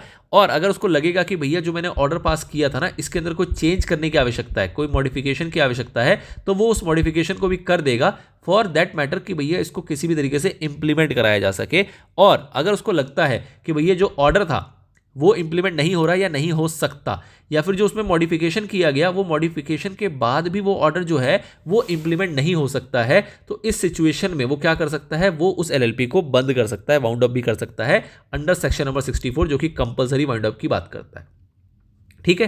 तो ये राइट भी किसके पास है, ट्राइब्यूनल के पास है। ये या तो ट्राइब्यूनल को खुद लग जाए ऐसा कि ऑर्डर काम नहीं कर रहा है या मॉडिफाइड ऑर्डर भी काम नहीं कर रहा, या फिर जो भी यहाँ पे पार्टीज इन्वॉल्व है वो पार्टीज चाहे तो उस ट्राइब्यूनल को एप्लीकेशन भी दे सकती है कि साहब 60 में जो आपने ऑर्डर दिया था ना वो ऑर्डर सही काम नहीं कर रहा, आप एक बार चेक कर लो और आपको लगता है तो आप इसको वाउंड अप कर दो, इसको क्लोज कर दो, ताकि हम फ्रेश तरीके से कुछ और एक्टिविटी कर सकें। नाउ अगला सेक्शन था आपका सेक्शन नंबर 62 जो कि बात करता है अमलगमेशन और एलएलपी की। अमलगमेशन और एलएलपी बेसिकली मतलब क्या हुआ कि अगेन कॉम्प्रोमाइज एंड अरेंजमेंट के लिए आप आए हो, लेकिन आप यहाँ पे प्रपोज कर रहे हो कि कुछ एलएलपीज को आपस में अमलगमेट कर दिया जाए, या फिर कोई एलएलपी ऐसी है जिसको रिकंस्ट्रक्शन की जरूरत है, उसके अंदर उसके जो जितने भी मूलभूत चीजें हैं उसके अंदर बदलाव की आवश्यकता है, उसको रिकंस्ट्रक्ट करने की जरूरत है, ऐसा प्रपोजल लेके आए हो। ऐसा किसको लगा, ट्राइब्यूनल को। मतलब कि सेक्शन 60 में जब आपने प्रपोजल दिया था उसके अंदर आपने आपसी सेटलमेंट की बात की थी, उसके अंदर उसको क्या नहीं झलक रहा था, अमलगमेशन या रिकंस्ट्रक्शन नहीं झलक रहा था। बट अगर झलक जाएगा तो वो एप्लीकेशन जो है वो कहां पे डील की जाएगी, सेक्शन नंबर 62 में डील की जाती है। सेक्शन नंबर 2 के अंदर वो क्या करेगा, जो उसके पास एप्लीकेशन आई है किसके लिए, अमलगमेशन के लिए या फिर रिकंस्ट्रक्शन के लिए, वो उसको चेक करेगा, उसको समझेगा और उस केस में वो ऑर्डर पास करेगा। जब वो ऑर्डर पास करेगा तो साथ में कुछ 5 बातें ऐसी थी जिसका वो ध्यान अलग से रखता है। क्या बातें थी कि भैया जितने भी जो पुरानी वाली एलएलपी है जिसको हम बोलते हैं ट्रांसफरर, इसकी एलएलपी के जितने भी एसेट्स थे या जितनी भी लाइबिलिटीज थी वो सारी की सारी ट्रांसफर हो गई है कि नहीं हो गई है अगली वाली एलएलपी में। मतलब कि ये जो ट्रांसफर है ये आपका पूरा भी हो सकता है या पार्ट में भी हो सकता है, एज द केस में भी जिस टाइप का भी आपका कॉम्प्रोमाइज या अरेंजमेंट था। बट द थिंग इज कि वो ट्रांसफर हो जाना चाहिए, मतलब जो खत्म हो गया और जो एग्जिस्ट करेगा वो उस पर ट्रांसफर हुआ है कि नहीं हुआ। अगर कोई लीगल प्रोसीडिंग इसके ऊपर चल रही थी अगर कोई लीगल प्रोसीडिंग ट्रांसफरर एलएलपी पे चल रही थी तो वो भी आपका ट्रांसफर हो जाना चाहिए कॉन्टिन्यूइंग एलएलपी के अंदर, और जो पुराना वाला है जो ट्रांसफर एलएलपी है उसको वाउंड अप कर देना है, बेसिकली उसको हमारा डिसोल्यूशन होना चाहिए, वो हमारा खत्म हो जाना चाहिए। एंड उसके बाद अगर कोई इस अरेंजमेंट से हमारा व्यक्ति ऐसा है जो डिसएग्री करता है, मतलब उसकी वहां पे कंसेंसस नहीं है, वो कंसेंट नहीं देता इस चीज में, तो उस बंदे को भी कैसे सेटल करना है, उसके लिए भी क्या प्रोविजन बनाना है, उस प्रोविजन को भी वो अपने ऑर्डर में मेंशन करके चलेगा। एंड लास्ट आता है आपका इंसिडेंटल की, और भी अगर कुछ बातें हैं जो कि इस कॉम्प्रोमाइज या अरेंजमेंट को लागू करने के लिए, इंप्लीमेंट करने के लिए जरूरी है, तो उन प्रोविजंस का भी ध्यान वो रखता है अपने क्लॉज नंबर 5 के अंदर, जिसको हम बोलते हैं incidental, consequential and supplemental matters. ठीक है, चलिए जी, अब जो भी है इसके अंदर ऑर्डर पास कर रहा है, ऑर्डर पास करने के पहले वो दो लोगों को बीच में लेके आता है। कौन से दो लोग हैं हमारा?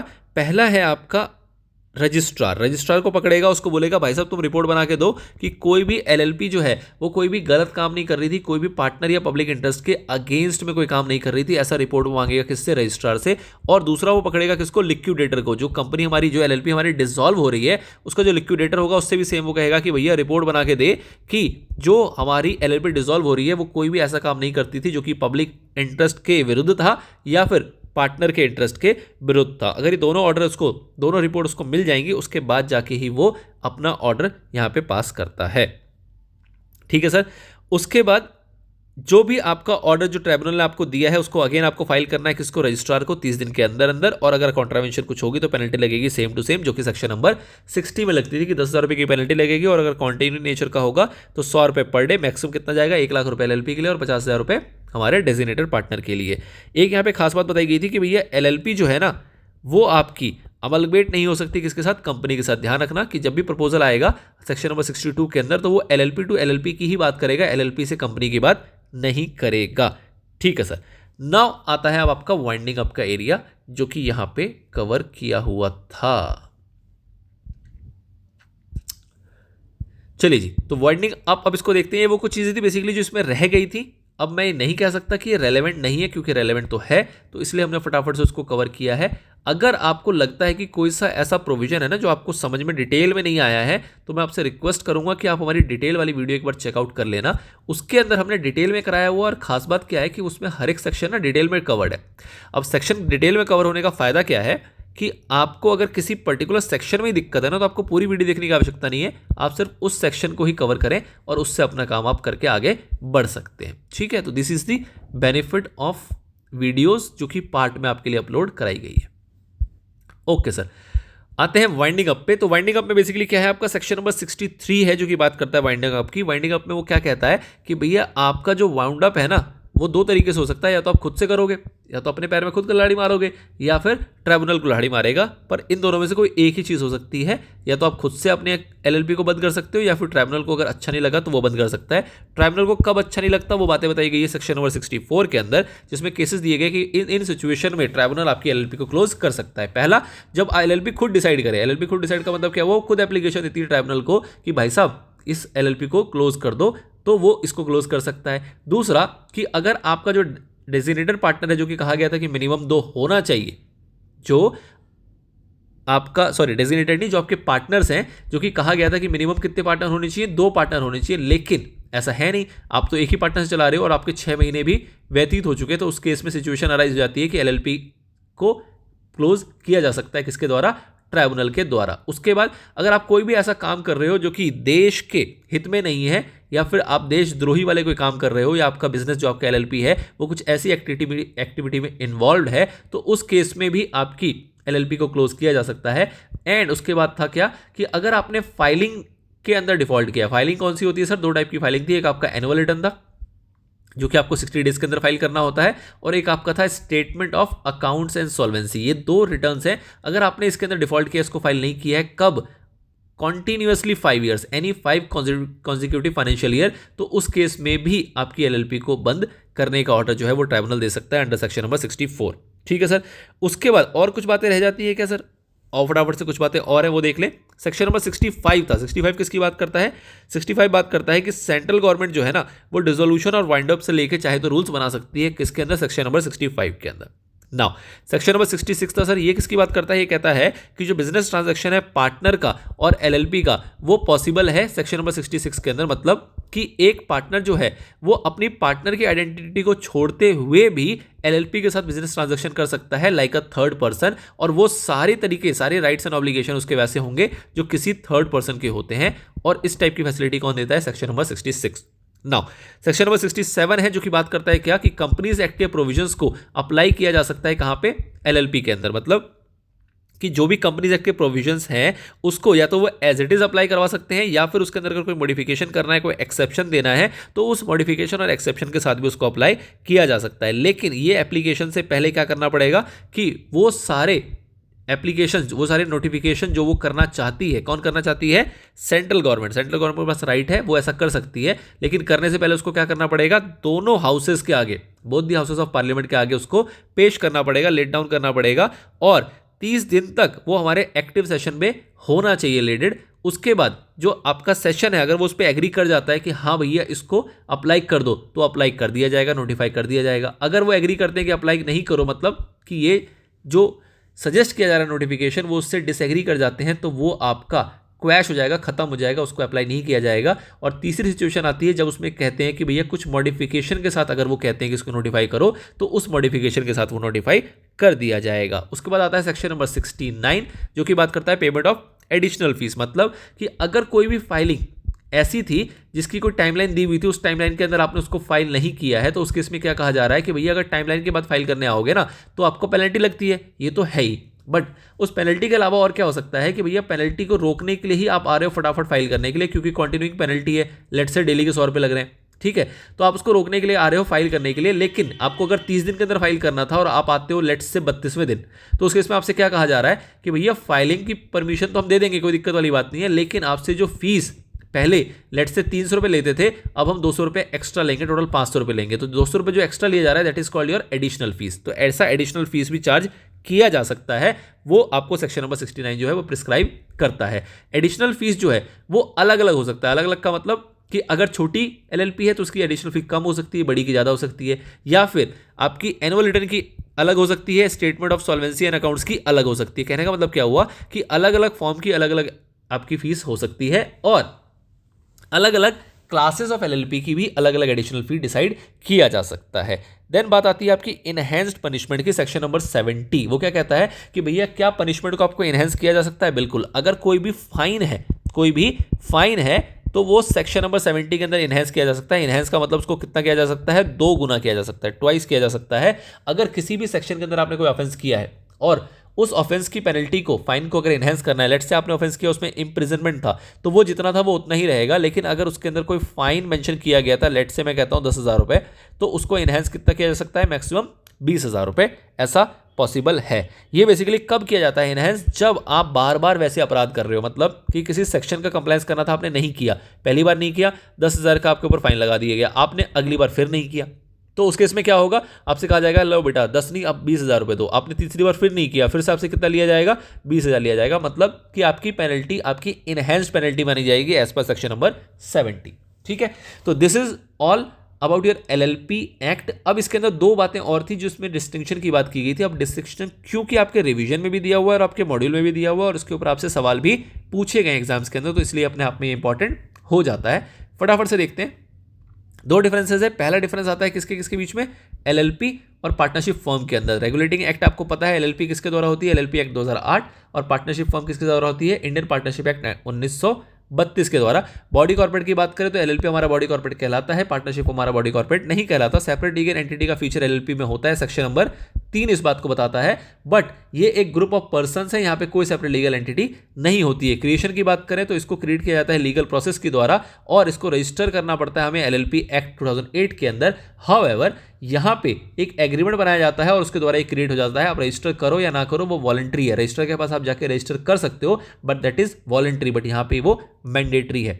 रजिस्ट्रेशन की बात करें तो वही रजिस्ट्रेशन की बात कर रहा है कि रजिस्ट्रेशन यहाँ पे मैंडेटरी है बट यहाँ पे क्या है? वॉलंटरी है। एक बार रजिस्ट्रेशन हो गया तो आप अपने नाम को यूज करते हुए आप भी किसी पे सू कर सकते हो और कोई भी आपके नाम पे सू कर सकता है, बट यहाँ पे ऐसा नहीं होता। यहाँ पे only the registered partnership firm can sue the third party, मतलब कि वॉलंटरी अगर आपने रजिस्टर करा लिया तो उसके इसमें सू की फैसिलिटी मिलेगी बट अदरवाइज नहीं होती है। और अगली बात आती है आपकी परपेचुअल सक्सेशन। तो ऑब्वियसली बात है ये एक सेपरेट लीगल एंटिटी है, इसलिए पार्टनर रहे ना रहे, पार्टनर की डेथ हो जाए, इंसेन हो जाए, रिटायरमेंट हो जाए, इंसॉल्वेंट हो जाए, उससे कोई फर्क नहीं पड़ता। एलएलपी थी, है और रहेगी। एलएलपी हमारी चलती रहती है, मेंबर्स आते रहेंगे जाते रहेंगे, बट हमारी जो सरकार है वो चलती रहेगी, जो देश है वो हमारा चलता रहेगा। ठीक है सर, बट इसके अंदर ऐसा नहीं है, क्योंकि ग्रुप ऑफ पर्सन है, तो अगर किसी की डेथ, इंसैनिटी, रिटायरमेंट या इंसॉल्वेंसी हो जाती है तो उस केस में उनकी एग्जिस्टेंस अफेक्ट कर सकती है। मतलब कहने का ये है कि ये परपेचुअल सक्सेशन इसका नहीं होता, क्योंकि ये एक सेपरेट लीगल एंटिटी नहीं होती है। नाम की बात करें तो इसको सफिक्स में क्या लगाना पड़ता है, एलएलपी पूरा लिखो या शॉर्ट में एलएलपी यहाँ पे लिखना पड़ता है। हाउएवर इंडियन पार्टनरशिप एक्ट में ऐसा कोई गाइडलाइंस नहीं है, वो अपने नाम को अपने हिसाब से रख सकते हैं। लाइबिलिटी की बात करें तो यहाँ पे लिमिटेड लाइबिलिटी होती है सारे पार्टनर्स की, जितना उनका कॉन्ट्रीब्यूशन है वहीं तक उनकी लाइबिलिटी है, उसके अलावा कोई लाइबिलिटी नहीं है। बट अगर फ्रॉड की बात करें तो फ्रॉड के केस में आपकी लाइबिलिटी जो है वो अनलिमिटेड हो जाती है। हाउएवर इंडियन पार्टनरशिप एक्ट की बात करें तो उसके अंदर जो पार्टनर्स की लाइबिलिटी है वो क्या है, अनलिमिटेड होती है। भैया उसके अपने घर के पर्सनल एसेट्स बेच के भी उनको अपनी भरपाई करनी पड़ सकती है अगर कोई नुकसान या कोई लाइबिलिटी अराइज हो जाती है। तो म्यूचुअल एजेंसी की बात करें तो हर एक पार्टनर जो है वो एलएलपी का एजेंट है और उसकी एक्टिविटी एलएलपी को बाइंड करती है। हाउएवर दूसरे बंदे पे उसका कोई लेना देना नहीं होता। इंडियन पार्टनरशिप की एक्ट की बात करें तो हर एक बंदा हर दूसरे बंदे को बाइंड करता है और हर एक पर्सन की एक्टिविटी जो है वो दूसरे पर्सन की एक्टिविटी मतलब दूसरे पर्सन को उसके ऊपर इन्वॉल्व करती है और वो उसके लिए लायबल हो जाता है। मतलब मिस्टर एक्स ने अगर कोई गलत काम किया है तो मिस्टर वाई को भी उसका भरपाई करना पड़ सकता है। लेकिन ये वाली बात किसके अंदर नहीं होती है, ये वाली बात हमारे एलएलपी पे नहीं होती। डेजिग्नेटेड पार्टनर की बात करें तो हाँ भैया 2 डेजिग्नेटेड पार्टनर आपको एलएलपी एक्ट में रखने पड़ते हैं, जिसमें से कम एक जो है वो क्या होना चाहिए, रेजिडेंट होना चाहिए। ऐसा कोई प्रोविजन आपका यहाँ पे नहीं दिया हुआ है। लीगल कंप्लायंसेस की बात करें तो रिस्पॉन्सिबल होता है कौन, डेजिग्नेटेड पार्टनर। जितनी भी एलएलपी के लीगल कंप्लायंसेस होंगे उसके लिए डेजिग्नेटेड पार्टनर हमारा रिस्पॉन्सिबल होता है और अगर कोई पेनल्टी भी होगी तो वो भी उसके ऊपर लगाई जाएगी। पर अगर इंडियन पार्टनरशिप एक्ट की बात करें तो सारे के सारे पार्टनर जो हैं वो सारी की सारी कंप्लायंसेस के लिए एलिजिबल है, यहाँ पे लाइबल है यहाँ पे, और सारी पेनल्टीज भी सभी पार्टनर के ऊपर लगाई जाती है। एनुअल फाइलिंग ऑफ डॉक्यूमेंट्स की बात करें तो एलएलपी को 2 टाइप की फाइलिंग करनी होती है। एक है आपका statement of accounts and solvency जो कि 6 महीने के अंदर करना होता है साल खत्म होने के बाद, और दूसरा है आपका एनुअल रिटर्न जो कि आपको 60 दिन के अंदर करना होता है साल खत्म होने के बाद। और ये दोनों के दोनों मैंडेटरी है, अगर नहीं करोगे तो पैनल के एक्शन भी यहाँ पे प्रिस्क्राइब्ड है। हाउएवर इंडियन पार्टनरशिप एक्ट में ऐसा कोई प्रोविजन नहीं है, आपको इस टाइप की कोई भी फाइलिंग यहाँ पे नहीं करनी होती है। माइनर एज अ पार्टनर तो भैया एलएलपी में माइनर जो है वो अलाउड नहीं है, माइनर को आप पार्टनर नहीं बना सकते हो। लेकिन यहाँ पे आप पार्टनरशिप की बेनिफिट्स के लिए आप माइनर को भी पार्टनर बना सकते हो। आपका इंडियन पार्टनरशिप एक्ट जो है वो अलाउ करता है माइनर को भी पार्टनर बनाने के लिए। अगली बात आती है आपकी distinction between LLP and company. LLP और कंपनी के डिफरेंसेस की बात करें तो भैया रेगुलेटिंग एक्ट सबसे पहले आ जाता है। आपका एलएलपी एक्ट 2008 से बना है, कंपनीज एक्ट 2013 से बनते हैं।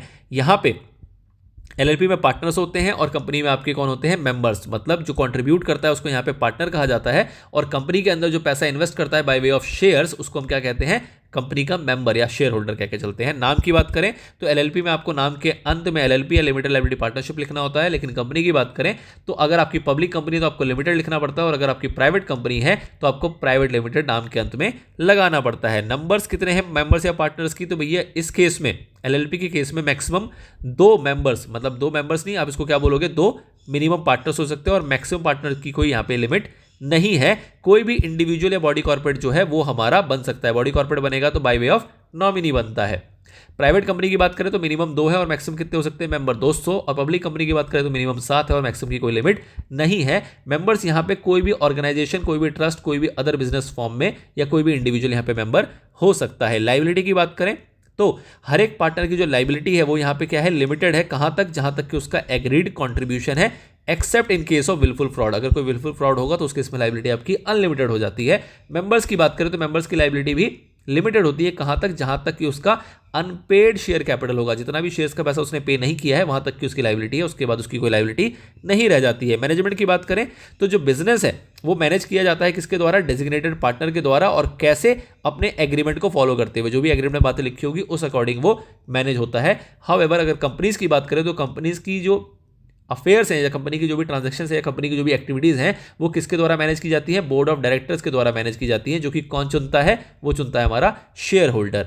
और साथ ही में इसके अंदर देखें तो बेसिकली जो रेगुलेशन है, जो इस कंपनीज की मैनेजमेंट में जो एक्टिविटी, मतलब जो डॉक्यूमेंट आप यूज़ करते हो उसको मैनेज करने के लिए, वो एलएलपी में यूज़ किया जाता है आपका क्या, एग्रीमेंट। और यहाँ पे आपको कंपनीज एक्ट के जो कॉर्पोरेट गवर्नेंस के रूल्स हैं आपको वो फॉलो करने होते हैं। ठीक है, तो these all are the differences between the LLP and the company. I hope आपको मैं बहुत ही छोटे में पर बहुत ही मतलब ऐसा कह सकते हो कि comprehensive but not in short form, मतलब कुछ भी हमने यहाँ पे छोड़ा नहीं है, कोशिश की है सारे सेक्शन को कवर करें, एक बार गो थ्रू करें।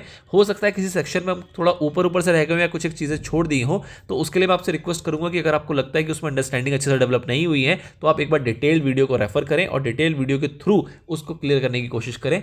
दिस इज दी अटेम्प्ट कि आपको एक बेहतरीन तरीके से पूरा पूरा एलएलपी एक्ट रिवाइज करा सके हम। आई होप मैंने 1 घंटा 40 मिनट लिया है मोटे मोटे तौर पे, तो 60 और 40 100 मिनट में आपको एलएलपी एक्ट मोटे मोटे तौर पे कवर कराया गया है by way of your study material. यहाँ पे हमने कुछ भी छोड़ा नहीं है। The best thing is this, otherwise अगर हम इंपॉर्टेंट या बेस्ट और सेलेक्टेड वेव को लेके चलें तो हो सकता है हम इससे और कम समय में भी इसको कर सकते थे, बट इंटेंशन वो नहीं था। इंटेंशन ये था कि एक पूरी कवरेज होनी चाहिए, एक पूरी तरीके से आपका एक्ट जो है वो आपके आंखों के सामने आ जाना चाहिए। बाकी डिटेल में जिसको सीखना है, जिसको समझना है, आपसे मैं अगेन अगेन रिपीट कर रहा हूँ, एक बार डिटेल वाला वर्जन और देख लें। 7 आवर्स उसके अंदर आपको लगेंगे, बट नो डाउट आपको एक एक्सेप्शनल तरीके से आपका पूरा एक्ट जो है वो आपके सामने आ जाएगा, इन केस अगर आपको वो कॉन्फिडेंस बिल्ड नहीं हो रहा है तो। चलिए दोस्तों, दिस इज ऑल, मिलते हैं आपसे अगली वीडियोस में। Till then, thank you and all the best.